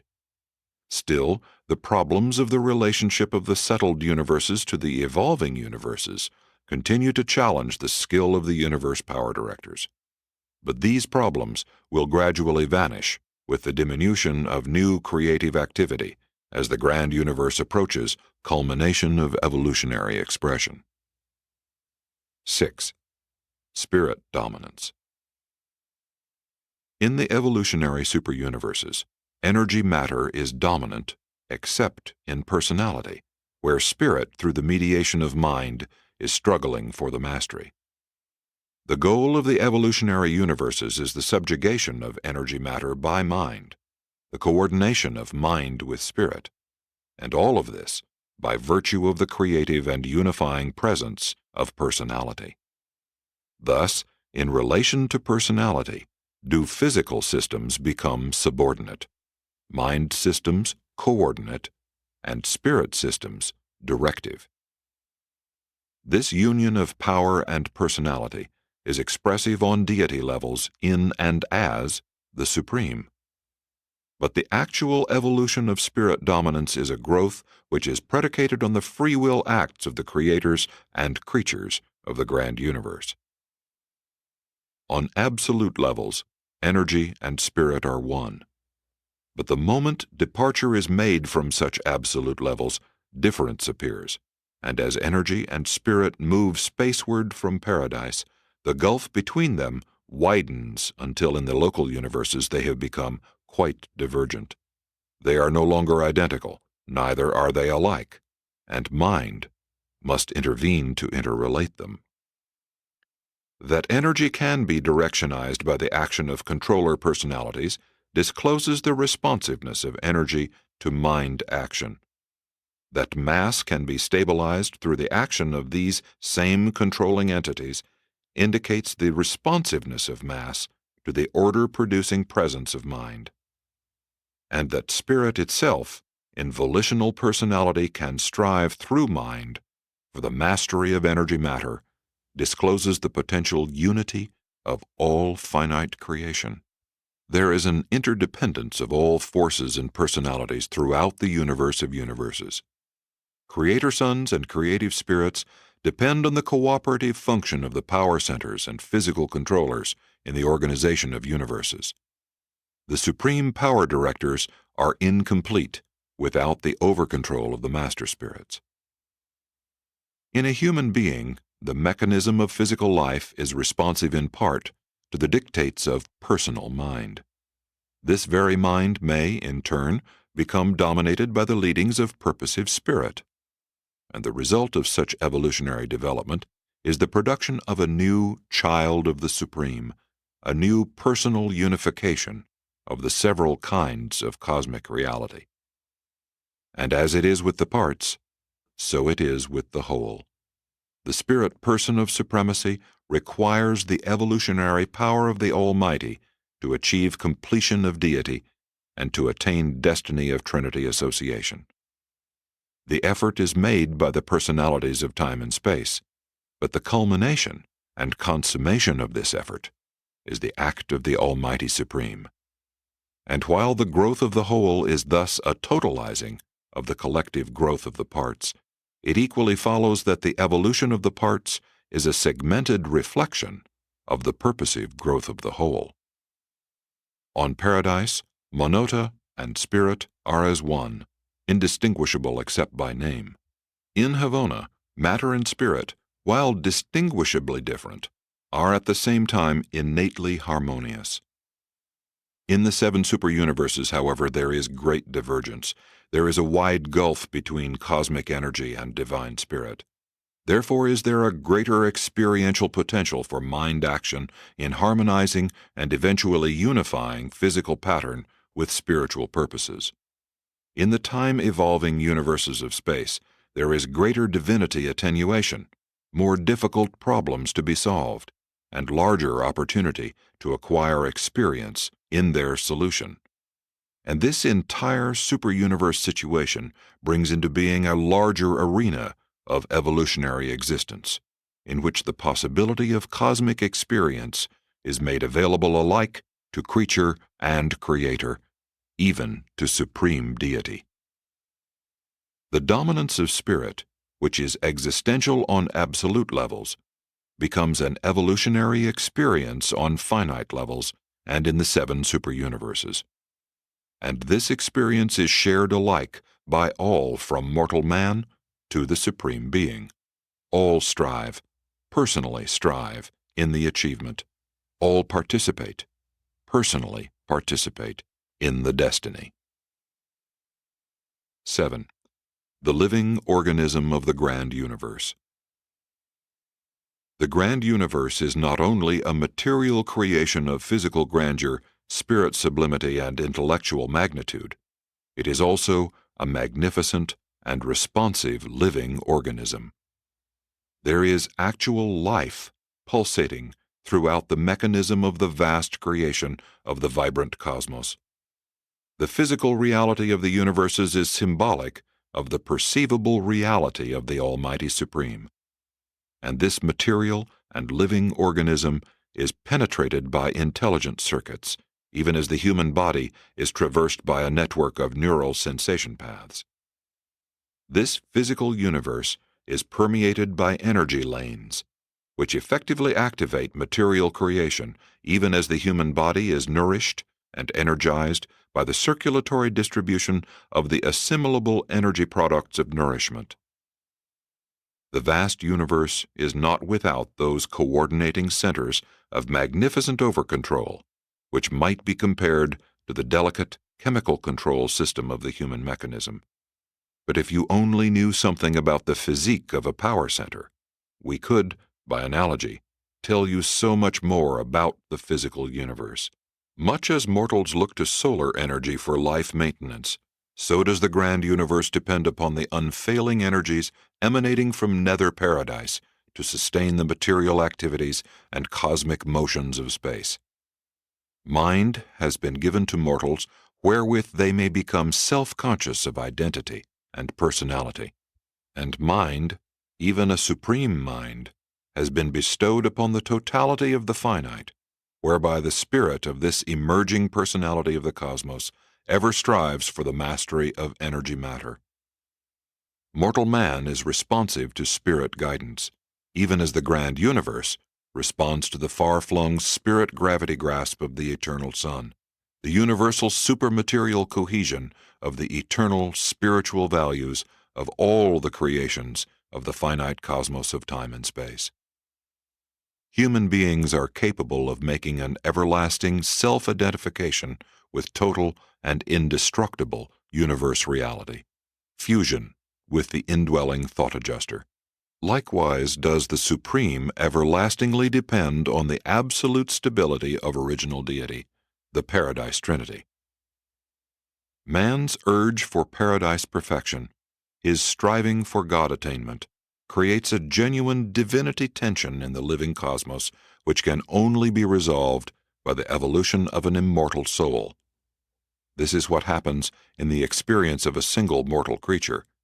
But when all creatures and all creators in the grand universe likewise strive for God attainment and divine perfection, there is built up a profound cosmic tension which can only find resolution in the sublime synthesis of almighty power with the spirit person of the evolving God of all creatures, the Supreme Being.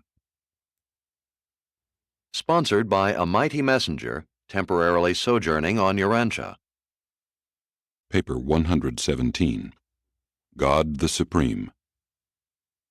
To the extent that we do the will of God in whatever universe station we may have our existence, in that measure the almighty potential of the Supreme becomes one step more actual. The will of God is the purpose of the first source and center, as it is potentialized in the three absolutes, personalized in the eternal Son, conjoined for universe action in the infinite Spirit, and eternalized in the everlasting patterns of paradise.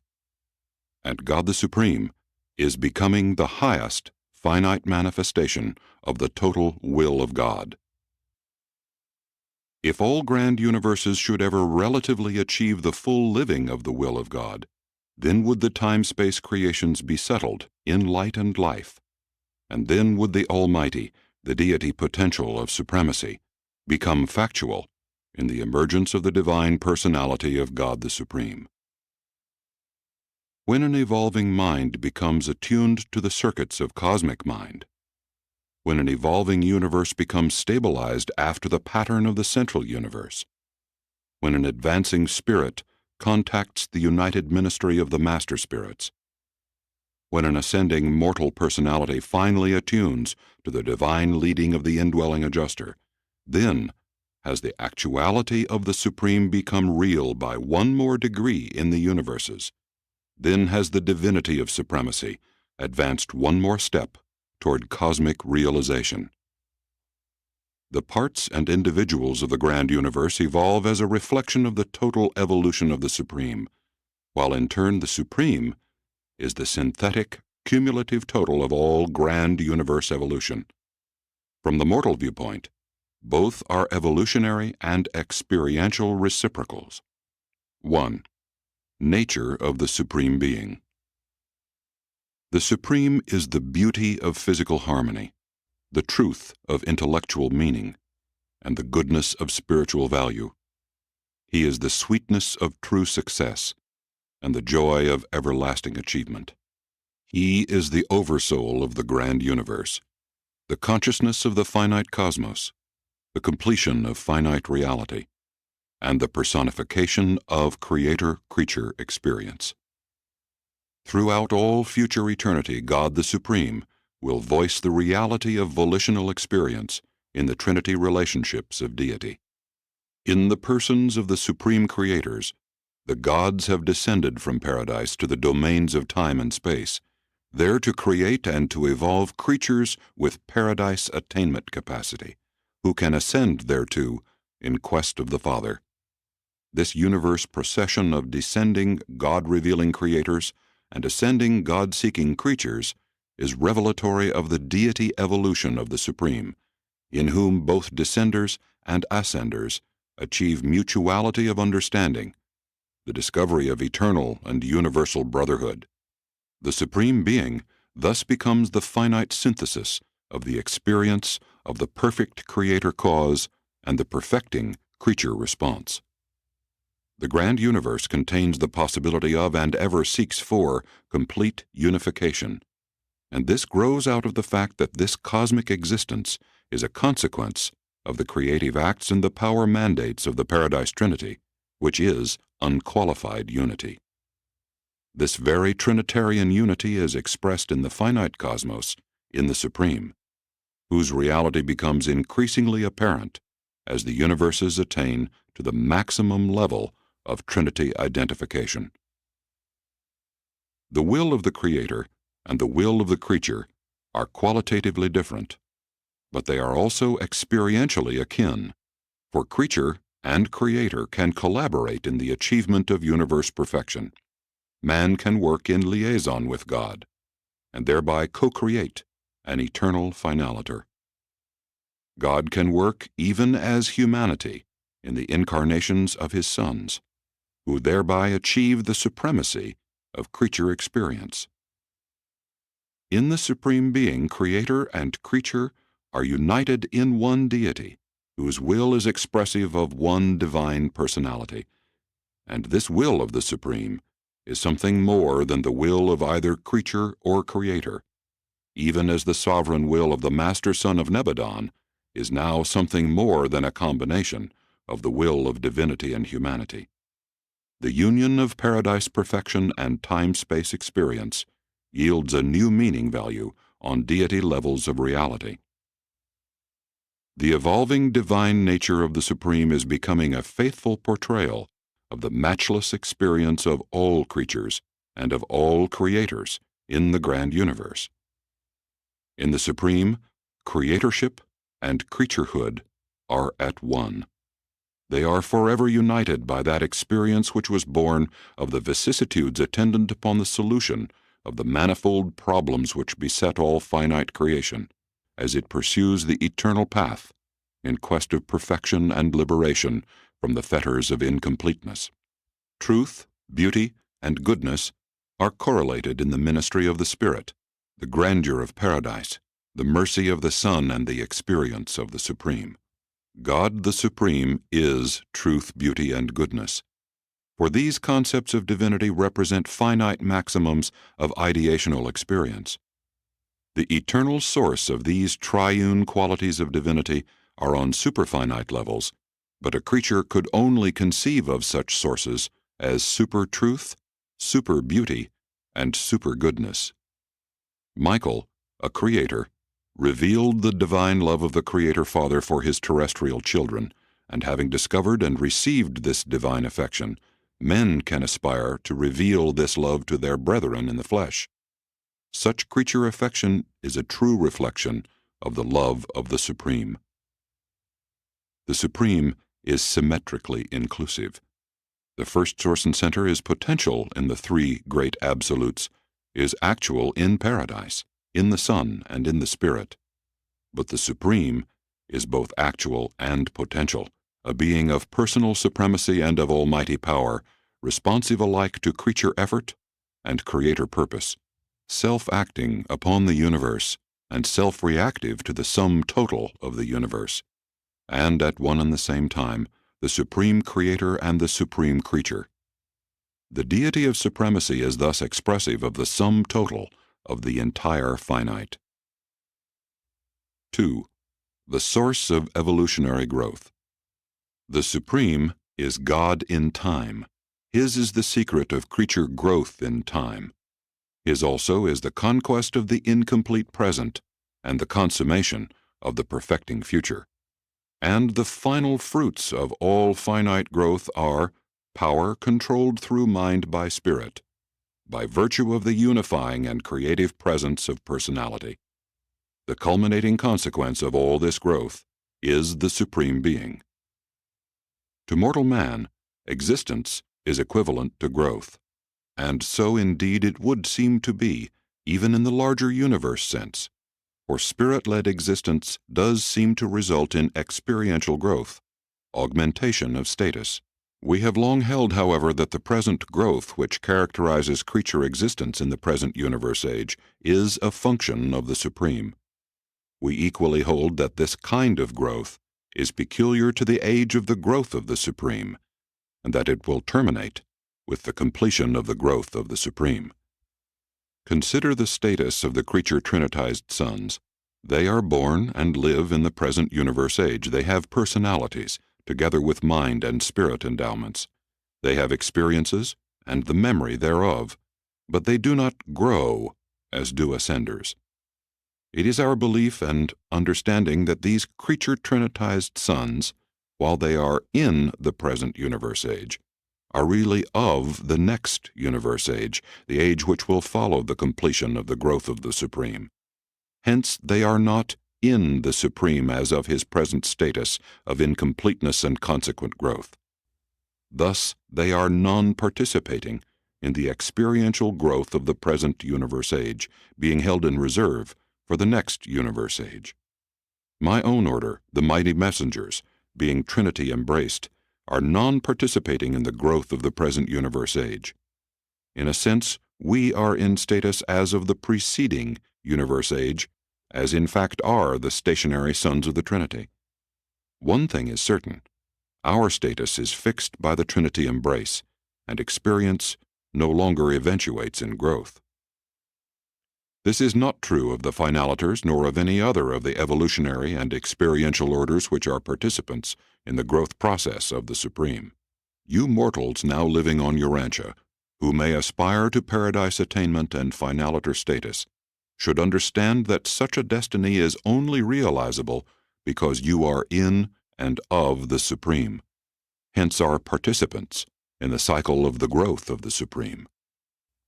There will come an end some time to the growth of the Supreme. His status will achieve completion in the energy-spirit sense. This termination of the evolution of the Supreme will also witness the ending of creature evolution as a part of supremacy.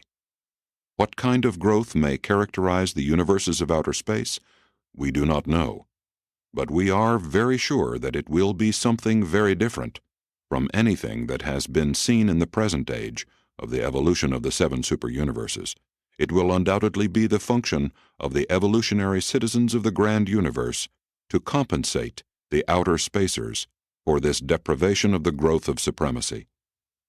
As existent upon the consummation of the present universe age, the Supreme Being will function as an experiential sovereign in the grand universe.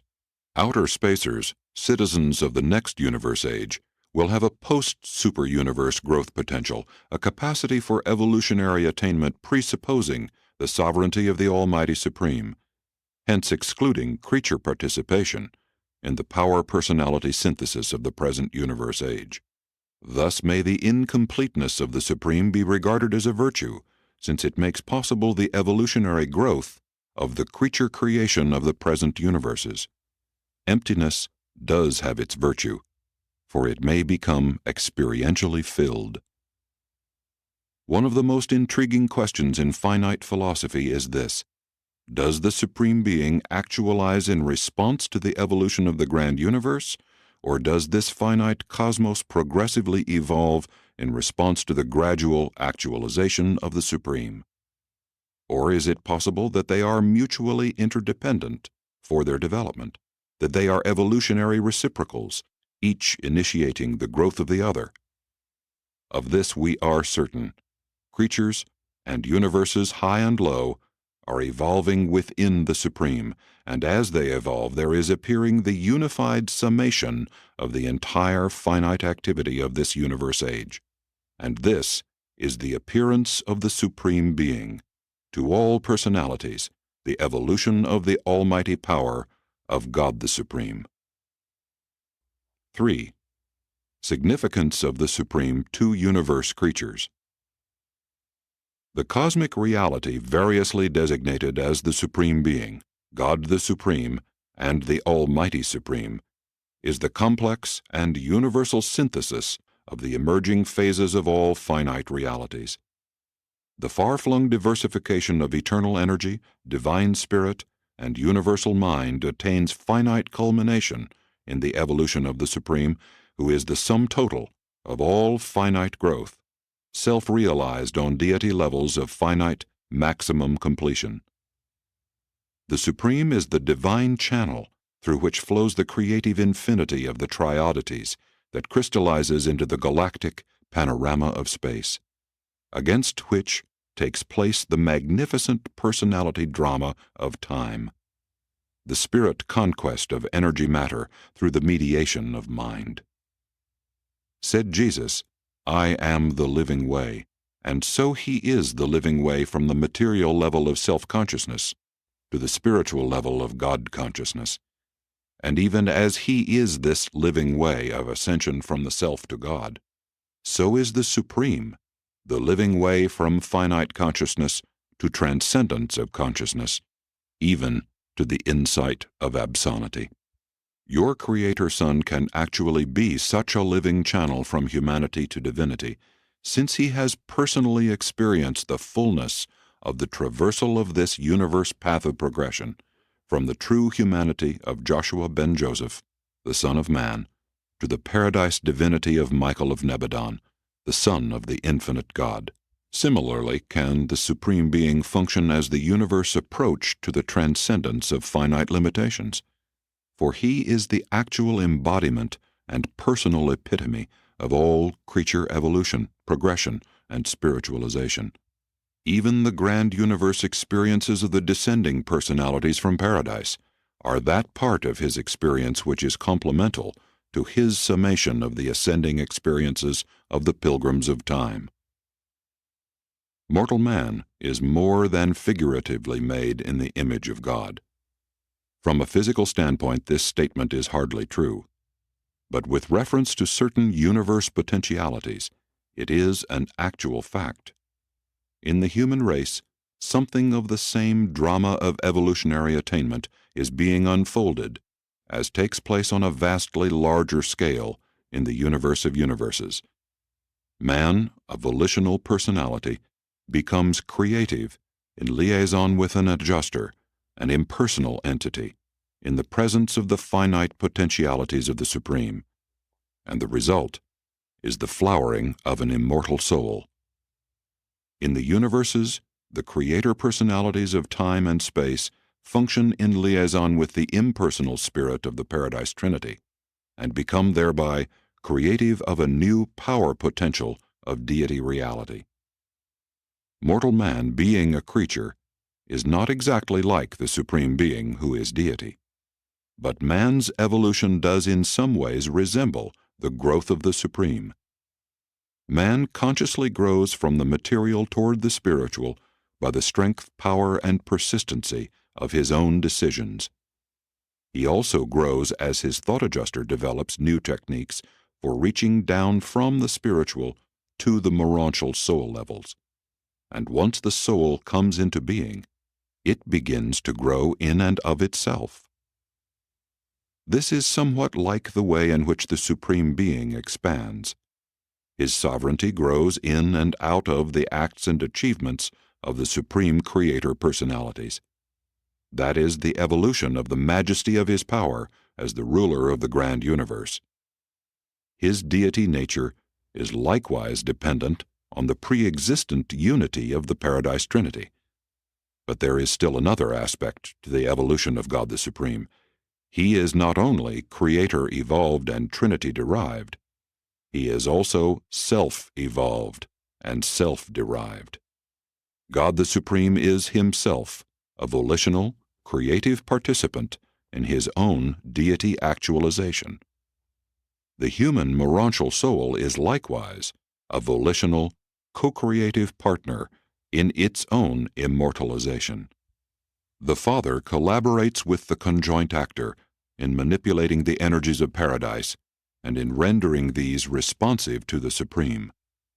The Father collaborates with the Eternal Son in the production of creator personalities whose acts will sometime culminate in the sovereignty of the Supreme.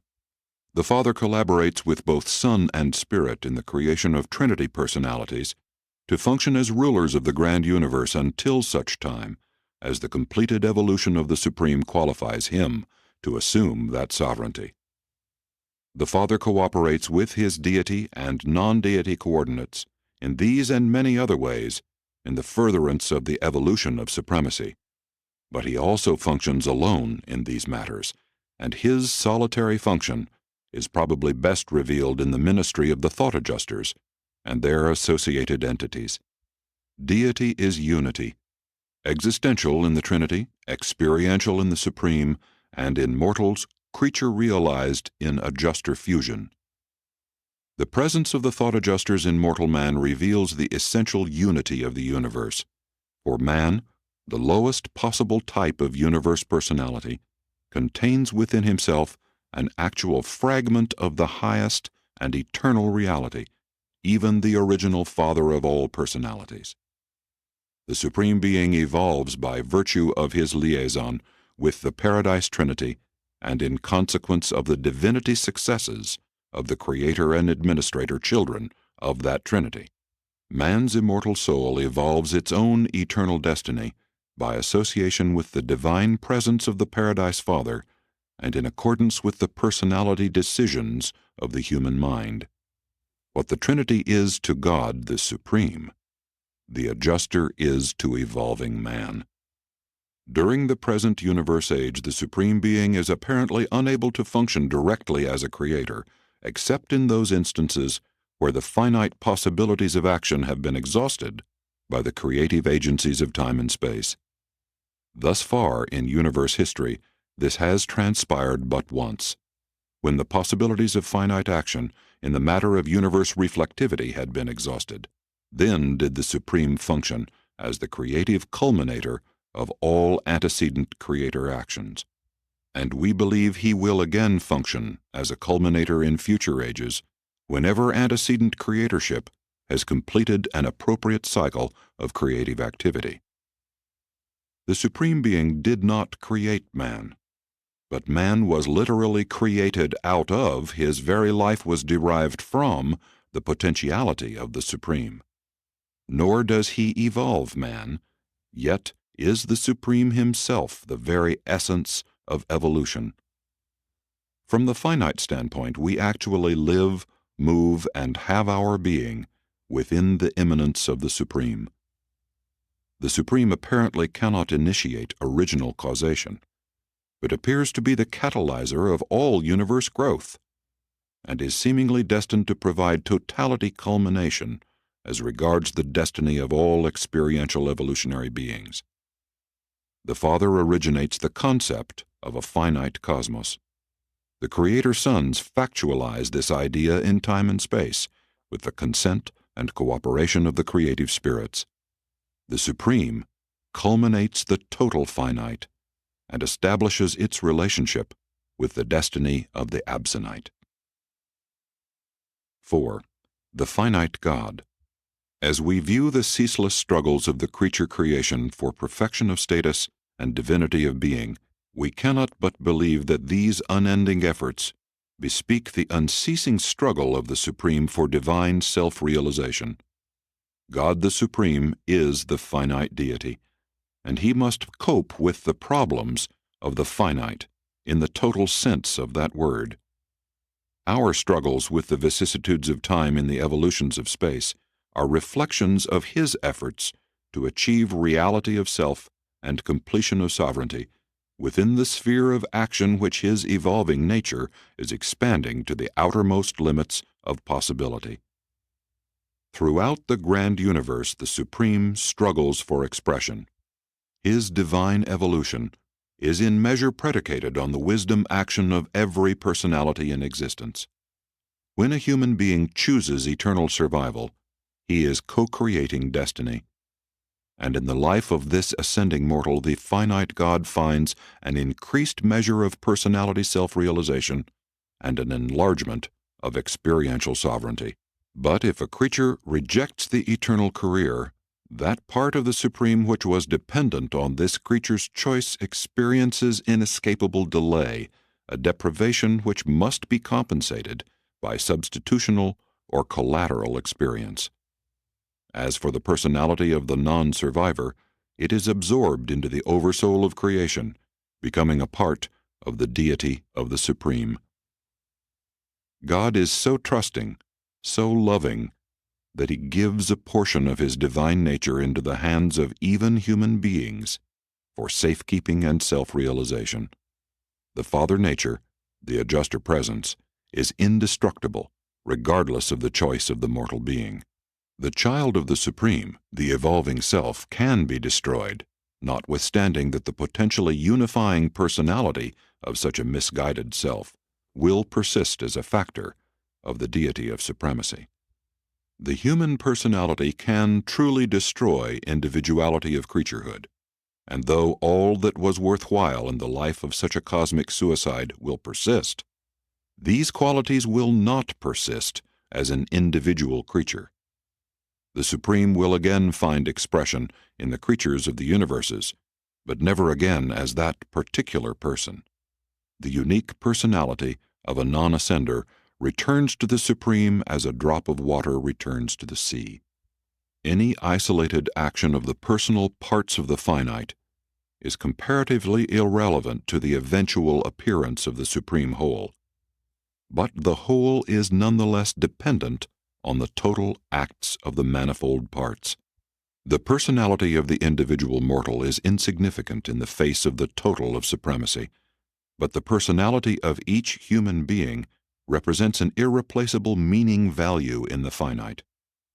Personality, having once been expressed, never again finds identical expression except in the continuing existence of that living personality.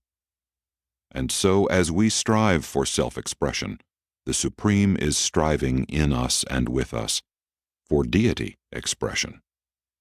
As we find the Father, so has the Supreme again found the Paradise Creator of all things. As we master the problems of self-realization, so is the God of experience achieving almighty supremacy in the universes of time and space. Mankind does not ascend effortlessly in the universe, neither does the Supreme evolve without purposeful and intelligent action. Creatures do not attain perfection by mere passivity, nor can the spirit of supremacy factualize the power of the Almighty without unceasing service ministry to the finite creation. The temporal relation of man to the Supreme is the foundation for cosmic morality, the universal sensitivity to and acceptance of duty. This is a morality which transcends the temporal sense of relative right and wrong. It is a morality directly predicated on the self-conscious creature's appreciation of experiential obligation to experiential deity. Mortal man, and all other finite creatures, are created out of the living potential of energy, mind, and spirit existent in the Supreme. It is upon the Supreme that the adjuster mortal ascender draws for the creation of the immortal and divine character of a finaliter. It is out of the very reality of the Supreme that the adjuster, with the consent of the human will, weaves the patterns of the eternal nature of an ascending Son of God. The evolution of a juster progress in the spiritualizing and eternalizing of a human personality is directly productive of an enlargement of the sovereignty of the Supreme. Such achievements in human evolution are at the same time achievements in the evolutionary actualization of the Supreme. While it is true that creatures could not evolve without the Supreme, it is probably also true that the evolution of the Supreme can never be fully attained independent of the completed evolution of all creatures. Herein lies the great cosmic responsibility of self-conscious personalities. That supreme deity is in a certain sense dependent on the choosing of the mortal will, and the mutual progression of creature evolution and of supreme evolution is faithfully and fully indicated to the ancients of days over the inscrutable mechanisms of universe reflectivity.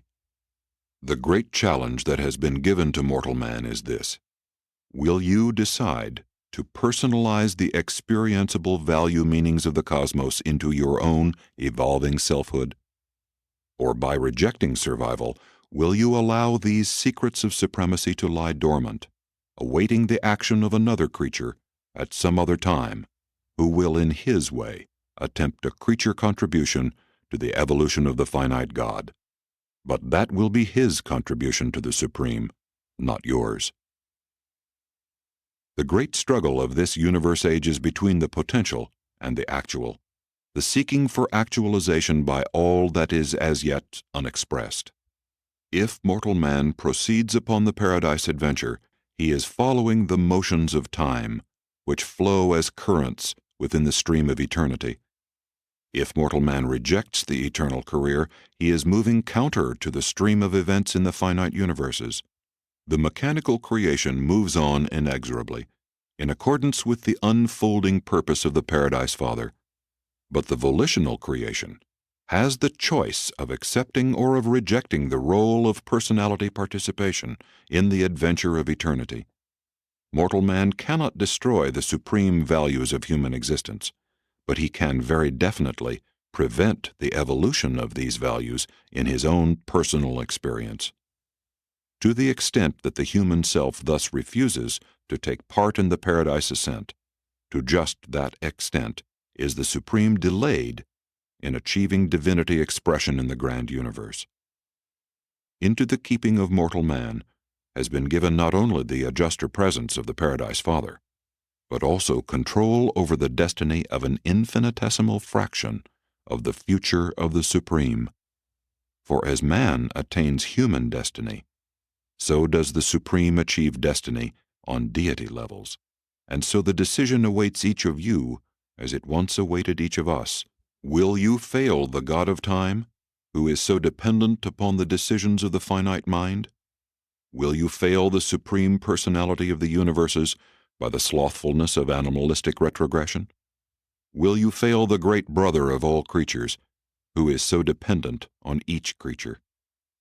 Can you allow yourself to pass into the realm of the unrealized, when before you lies the enchanting vista of the universe career, the divine discovery of the Paradise Father, and the divine participation in the search for and the evolution of the God of supremacy?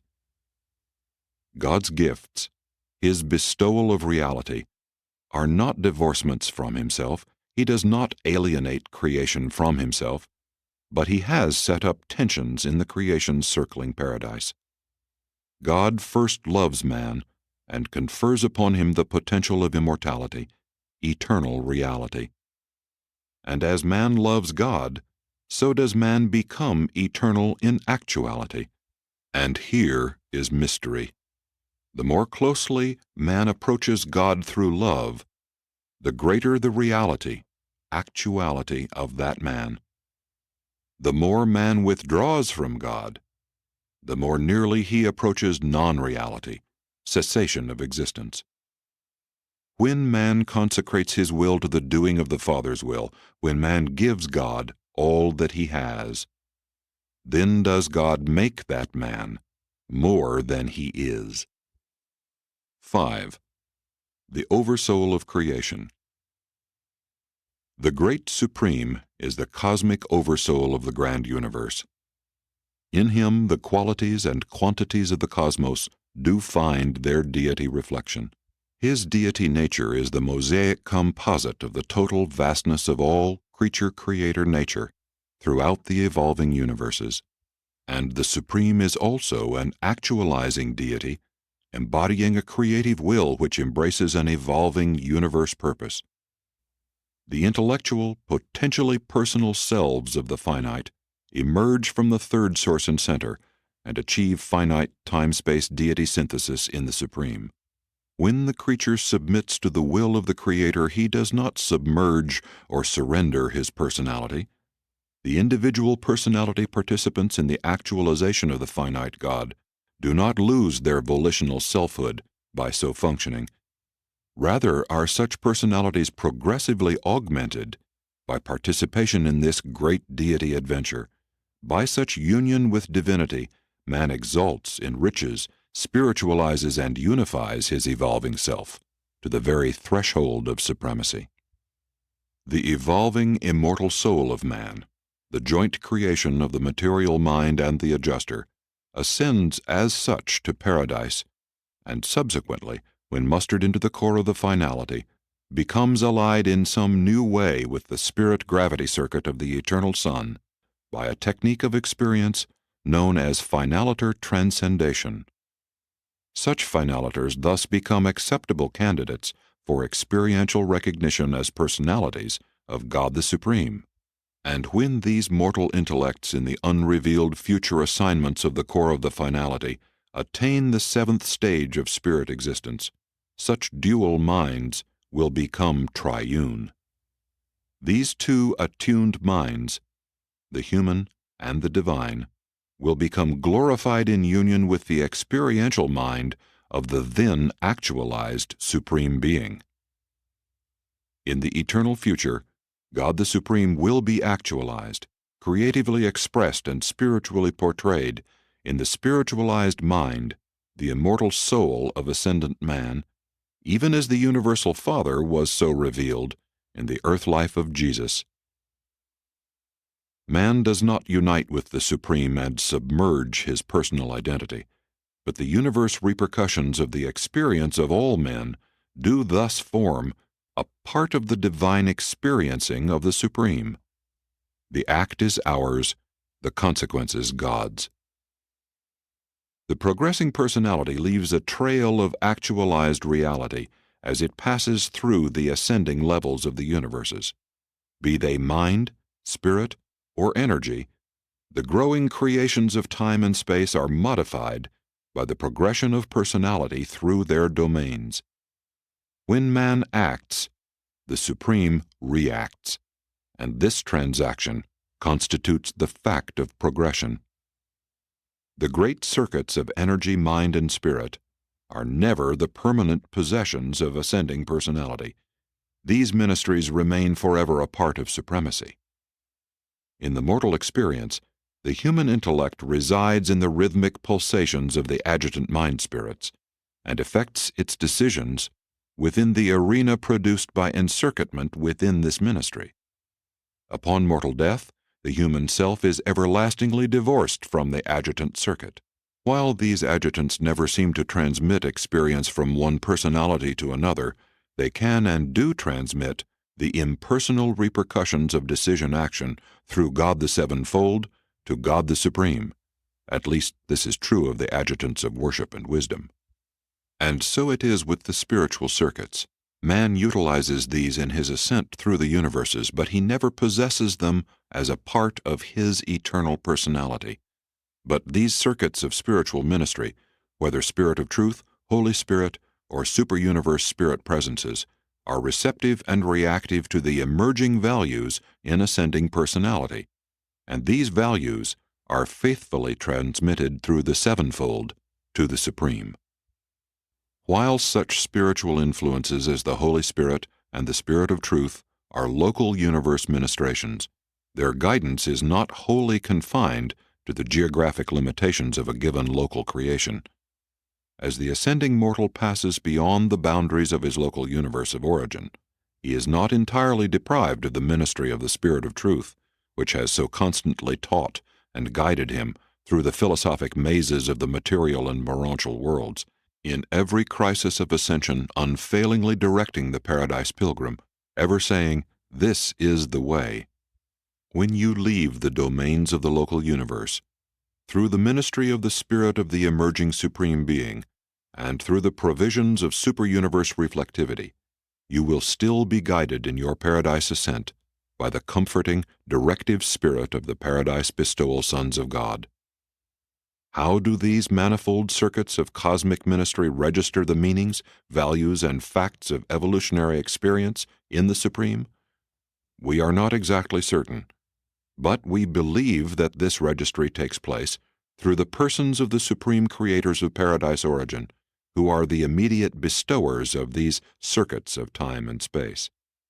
The mind experience accumulations of the 7 adjutant mind spirits in their ministry to the physical level of intellect are a part of the local universe experience of the divine minister, and through this creative spirit, they probably find registry in the mind of supremacy. Likewise, our mortal experiences with the Spirit of Truth and the Holy Spirit probably registered by similar techniques in the person of supremacy. Even the experience of man and adjuster must find echo in the divinity of God the Supreme, for as the adjuster's experience, they are like the Supreme, and the evolving soul of mortal man is created out of the pre-existent possibility for such experience within the Supreme. In this manner do the manifold experiences of all creation become a part of the evolution of supremacy. Creatures merely utilize the qualities and quantities of the finite as they ascend to the Father.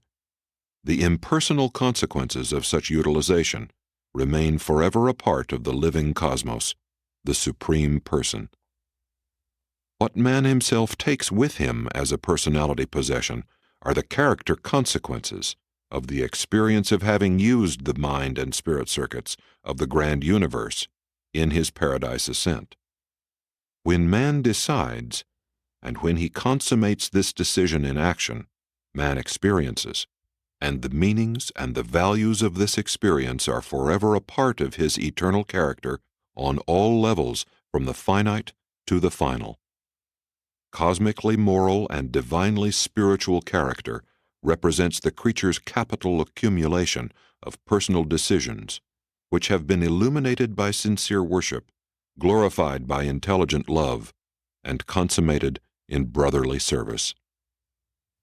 The evolving Supreme will eventually compensate finite creatures for their inability ever to achieve more than limited experience contact with the universe of universes.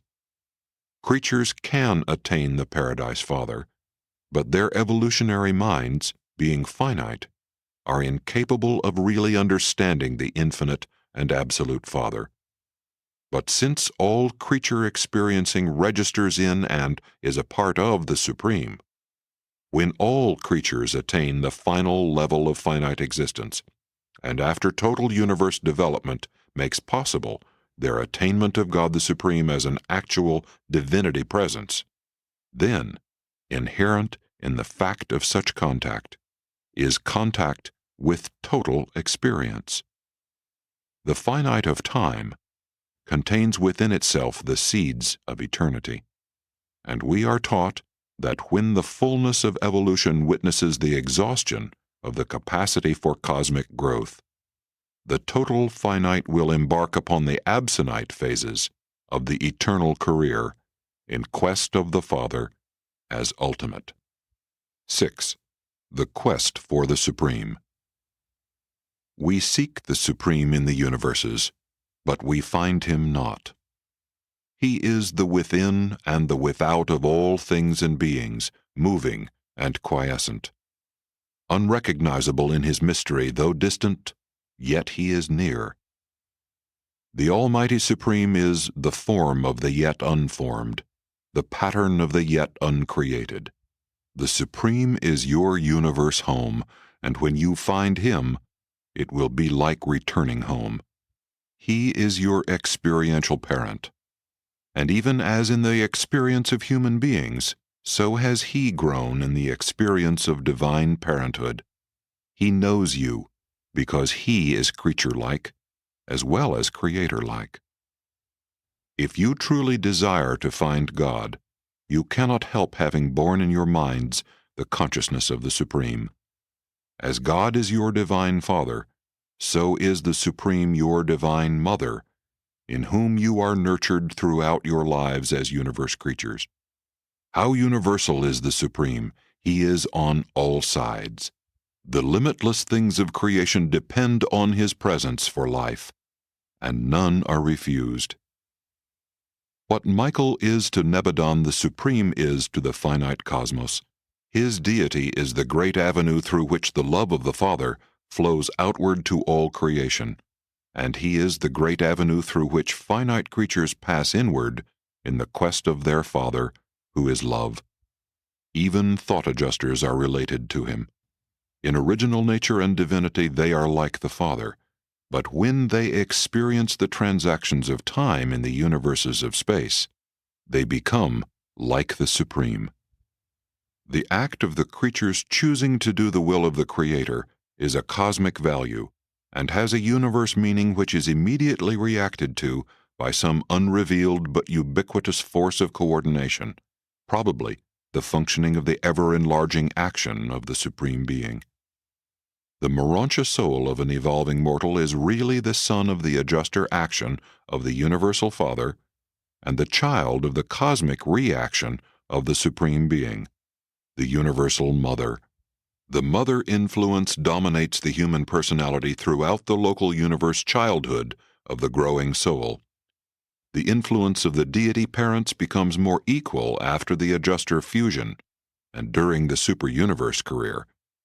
But when the creatures of time begin the traversal of the central universe of eternity, the Father nature becomes increasingly manifest, attaining its height of finite manifestation upon the recognition of the Universal Father and the admission into the core of the finality. In and through the experience of finaliter attainment, the experiential mother qualities of the ascending self become tremendously affected by contact and in fusion with the spirit presence of the eternal Son and the mind presence of the infinite Spirit. Then, throughout the realms of finaliter activity in the grand universe, there appears a new awakening of the latent mother potential of the Supreme, a new realization of experiential meanings, and a new synthesis of experiential values of the entire ascension career.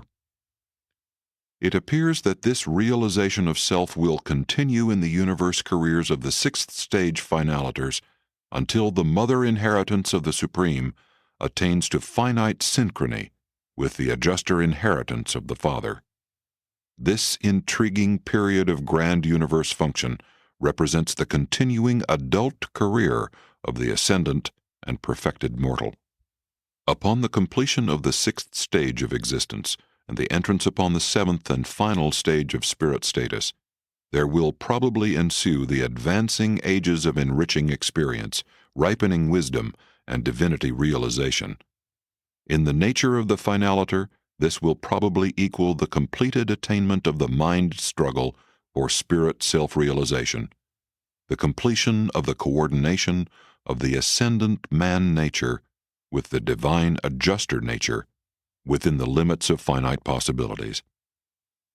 Such a magnificent universe self thus becomes the eternal finaliter Son of the Paradise Father, as well as the eternal universe child of the Mother Supreme, a universe self qualified to represent both the Father and Mother of universes and personalities in any activity or undertaking pertaining to the finite administration of created, creating, or evolving things and beings. All soul-evolving humans are literally the evolutionary sons of God the Father and God the Mother, the Supreme Being. But until such time as mortal man becomes soul-conscious of his divine heritage, this assurance of deity kinship must be faith-realized. Human life experience is the cosmic cocoon in which the universe endowments of the Supreme Being and the universe presence of the Universal Father, none of which are personalities, are evolving the Urantia soul of time and the human divine finaliter character of universe destiny and eternal service. Men all too often forget that God is the greatest experience in human existence. Other experiences are limited in their nature and content, but the experience of God has no limits save those of the creature's comprehension capacity, and this very experience is in itself capacity enlarging. When men search for God, they are searching for everything. When they find God, they have found everything. The search for God is the unstinted bestowal of love, attended by amazing discoveries of new and greater love to be bestowed. All true love is from God, and man receives the divine affection as he himself bestows this love upon his fellows. Love is dynamic. It can never be captured. It is alive, free, thrilling, and always moving. Man can never take the love of the Father and imprison it within his heart. The Father's love can become real to mortal man only by passing through that man's personality, as he in turn bestows this love upon his fellows. The great circuit of love is from the Father, through sons to brothers, and hence to the Supreme. The love of the Father appears in the mortal personality by the ministry of the indwelling adjuster. Such a God-knowing Son reveals this love to his universe brethren, and this fraternal affection is the essence of the love of the Supreme. There is no approach to the Supreme except through experience, and in the current epochs of creation, there are only 3 avenues of creature approach to supremacy. 1. The Paradise citizens descend from the eternal isle through Havona, where they acquire capacity for supremacy comprehension through observation of the Paradise Havona reality differential, and by exploratory discovery of the manifold activities of the Supreme Creator personalities, ranging from the Master Spirits to the Creator Sons. 2. The time-space ascenders coming up from the evolutionary universes of the Supreme Creators make close approach to the Supreme in the traversal of Havona as a preliminary to the augmenting appreciation of the unity of the Paradise Trinity. 3. The Havona natives acquire a comprehension of the Supreme through contacts with descending pilgrims from Paradise and ascending pilgrims from the 7 superuniverses. Havona natives are inherently in position to harmonize the essentially different viewpoints of the citizens of the Eternal Isle and the citizens of the evolutionary universes.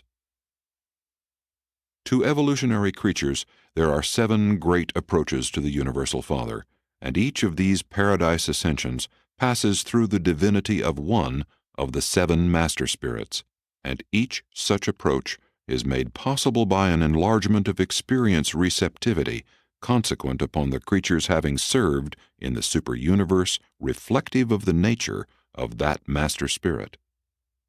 The sum total of these 7 experiences constitutes the present known limits of a creature's consciousness of the reality and actuality of God the Supreme. It is not only man's own limitations which prevent him from finding the finite God. It is also the incompletion of the universe. Even the incompletion of all creatures, past, present, and future, makes the Supreme inaccessible. God the Father can be found by any individual who has attained the divine level of godlikeness. But God the Supreme will never be personally discovered by any one creature until that far distant time when, through the universal attainment of perfection, all creatures will simultaneously find him. Despite the fact that you cannot in this universe age personally find him, as you can and will find the Father, the Son, and the Spirit, nevertheless, the Paradise ascent and subsequent universe career will gradually create in your consciousness the recognition of the universe presence and the cosmic action of the God of all experience. The fruits of the Spirit are the substance of the Supreme as he is realizable in human experience. Man's sometime attainment of the Supreme is consequent upon his fusion with the Spirit of Paradise Deity. With Urantians, this Spirit is the adjuster presence of the Universal Father, and though the Mystery Monitor is from the Father and like the Father, we doubt that even such a divine gift can achieve the impossible task of revealing the nature of the infinite God to a finite creature. We suspect that what the adjusters will reveal to future seventh-stage finaliters will be the divinity and nature of God the Supreme, and this revelation will be to a finite creature what the revelation of the infinite would be to an absolute being.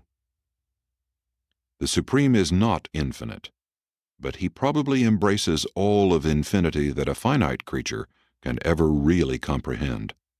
To understand more than the Supreme is to be more than finite. All experiential creations are interdependent in their realization of destiny. Only existential reality is self-contained and self-existent. Havona and the seven superuniverses require each other to achieve the maximum of finite attainment. Likewise, will they be sometime dependent on the future universes of outer space for finite transcendence? A human ascender can find the Father. God is existential and therefore real, irrespective of the status of experience in the total universe. But no single ascender will ever find the Supreme until all ascenders have reached that maximum universe maturity which qualifies them simultaneously to participate in this discovery. The Father is no respecter of persons. He treats each of his ascending sons as cosmic individuals. The Supreme, likewise, is no respecter of persons. He treats his experiential children as a single cosmic total. Man can discover the Father in his heart, but he will have to search for the Supreme in the hearts of all other men. And when all creatures perfectly reveal the love of the Supreme, then will he become a universe actuality to all creatures. And that is just another way of saying that the universes will be settled in light and life. The attainment of perfected self-realization by all personalities, plus the attainment of perfected equilibrium throughout the universes, equals the attainment of the Supreme, and witnesses the liberation of all finite reality from the limitations of incomplete existence. Such an exhaustion of all finite potentials yields the completed attainment of the Supreme, and may be otherwise defined as the completed evolutionary actualization of the Supreme Being himself. Men do not find the Supreme suddenly and spectacularly as an earthquake tears chasms into the rocks, but they find him slowly and patiently as a river quietly wears away the soil beneath. When you find the Father, you will find the great cause of your spiritual ascent in the universes. When you find the Supreme, you will discover the great result of your career of paradise progression. But no God-knowing mortal can ever be lonely in his journey through the cosmos, for he knows that the Father walks beside him each step of the way, while the very way that he is traversing is the presence of the Supreme. 7. The future of the Supreme. The completed realization of all finite potentials equals the completion of the realization of all evolutionary experience. This suggests the final emergence of the Supreme as an almighty deity presence in the universes. We believe that the Supreme in this stage of development will be as discretely personalized as is the eternal Son, as concretely powerized as is the Isle of Paradise, as completely unified as is the conjoint actor. And all of this within the limitations of the finite possibilities of supremacy, at the culmination of the present universe age. While this is an entirely proper concept of the future of the Supreme, we would call attention to certain problems inherent in this concept. 1. The unqualified supervisors of the Supreme could hardly be deitized at any stage prior to his completed evolution.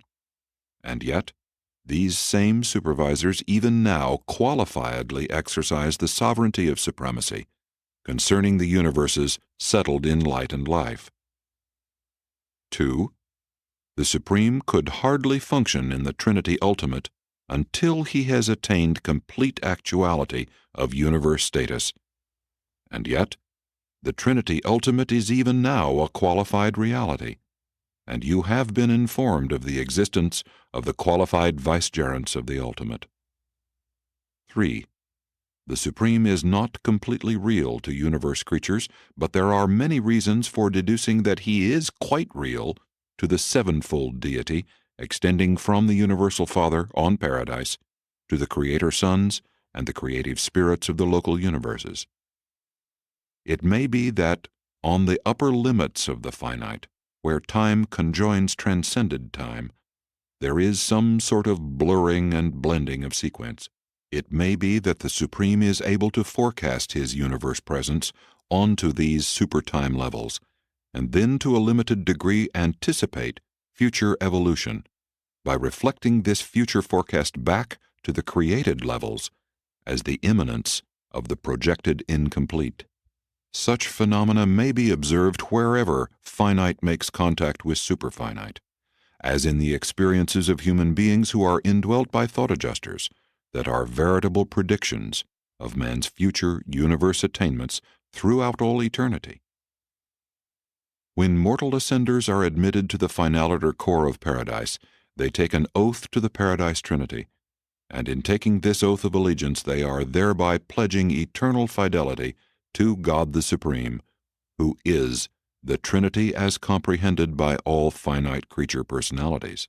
Subsequently, as the finaliter companies function throughout the evolving universes, they are solely amenable to the mandates of Paradise origin until the eventful times of the settling of local universes in light and life. As the new governmental organizations of these perfected creations begin to be reflective of the emerging sovereignty of the Supreme, we observe that the outlying finaliter companies then acknowledge the jurisdictional authority of such new governments. It appears that God the Supreme is evolving as the unifier of the evolutionary core of the finality, but it is highly probable that the eternal destiny of these seven core will be directed by the Supreme as a member of the ultimate Trinity. The Supreme Being contains three superfinite possibilities for universe manifestation. 1. Absonite collaboration in the first experiential Trinity. 2. Co-absolute relationship in the second experiential Trinity. 3. Co-infinite participation in the Trinity of Trinities, but we have no satisfactory concept as to what this really means. This is one of the generally accepted hypotheses of the future of the Supreme, but there are also many speculations concerning his relations to the present grand universe subsequent to its attainment of the status of light and life. The present goal of the super-universes is to become as they are and within their potentials perfect, even as is Havona. This perfection pertains to physical and spiritual attainment, even to administrative, governmental, and fraternal development. It is believed that in the ages to come, the possibilities for disharmony, maladjustment, and misadaptation will be eventually exhausted in the super-universes. The energy circuits will be in perfect balance and in complete subjugation to mind, while spirit, in the presence of personality, will have achieved the dominance of mind. It is conjectured that at this far distant time, the spirit person of the Supreme and attained power of the Almighty will have achieved coordinate development, and that both, as unified in and by the Supreme Mind, will factualize as the Supreme Being, a completed actuality in the universes, an actuality which will be observable by all creature intelligences, reacted to by all created energies, coordinated in all spiritual entities, and experienced by all universe personalities. This concept implies the actual sovereignty of the Supreme in the grand universe. It is altogether likely that the present Trinity administrators will continue as his vicegerents. But we believe that the present demarcations between the 7 superuniverses will gradually disappear, and that the entire grand universe will function as a perfected whole. It is possible that the Supreme may then be personally resident on Uversa, the headquarters of Orvonton, from which he will direct the administration of the time creations. But this is really only a conjecture. Certainly, though, the personality of the Supreme Being will be definitely contactable at some specific locality, although the ubiquity of his deity presence will probably continue to permeate the universe of universes. What the relation of the superuniverse citizens of that age will be to the Supreme, we do not know, but it may be something like the present relationship between the Havona natives and the Paradise Trinity. The perfected grand universe of those future days will be vastly different from what it is at present. Gone will be the thrilling adventures of the organization of the galaxies of space, the planting of life on the uncertain worlds of time, and the evolving of harmony out of chaos, beauty out of potentials, truth out of meanings, and goodness out of values. The time universes will have achieved the fulfillment of finite destiny, and perhaps, for a space, there will be rest, relaxation from the age-long struggle for evolutionary perfection, but not for long. Certainly, surely and inexorably, the enigma of the emerging deity of God the Ultimate will challenge these perfected citizens of the settled universes, just as their struggling evolutionary forebears were once challenged by the quest for God the Supreme. The curtain of cosmic destiny will draw back to reveal the transcendent grandeur of the alluring Absonite quest for the attainment of the Universal Father on those new and higher levels revealed in the ultimate of creature experience. Sponsored by a mighty messenger temporarily sojourning on Urantia.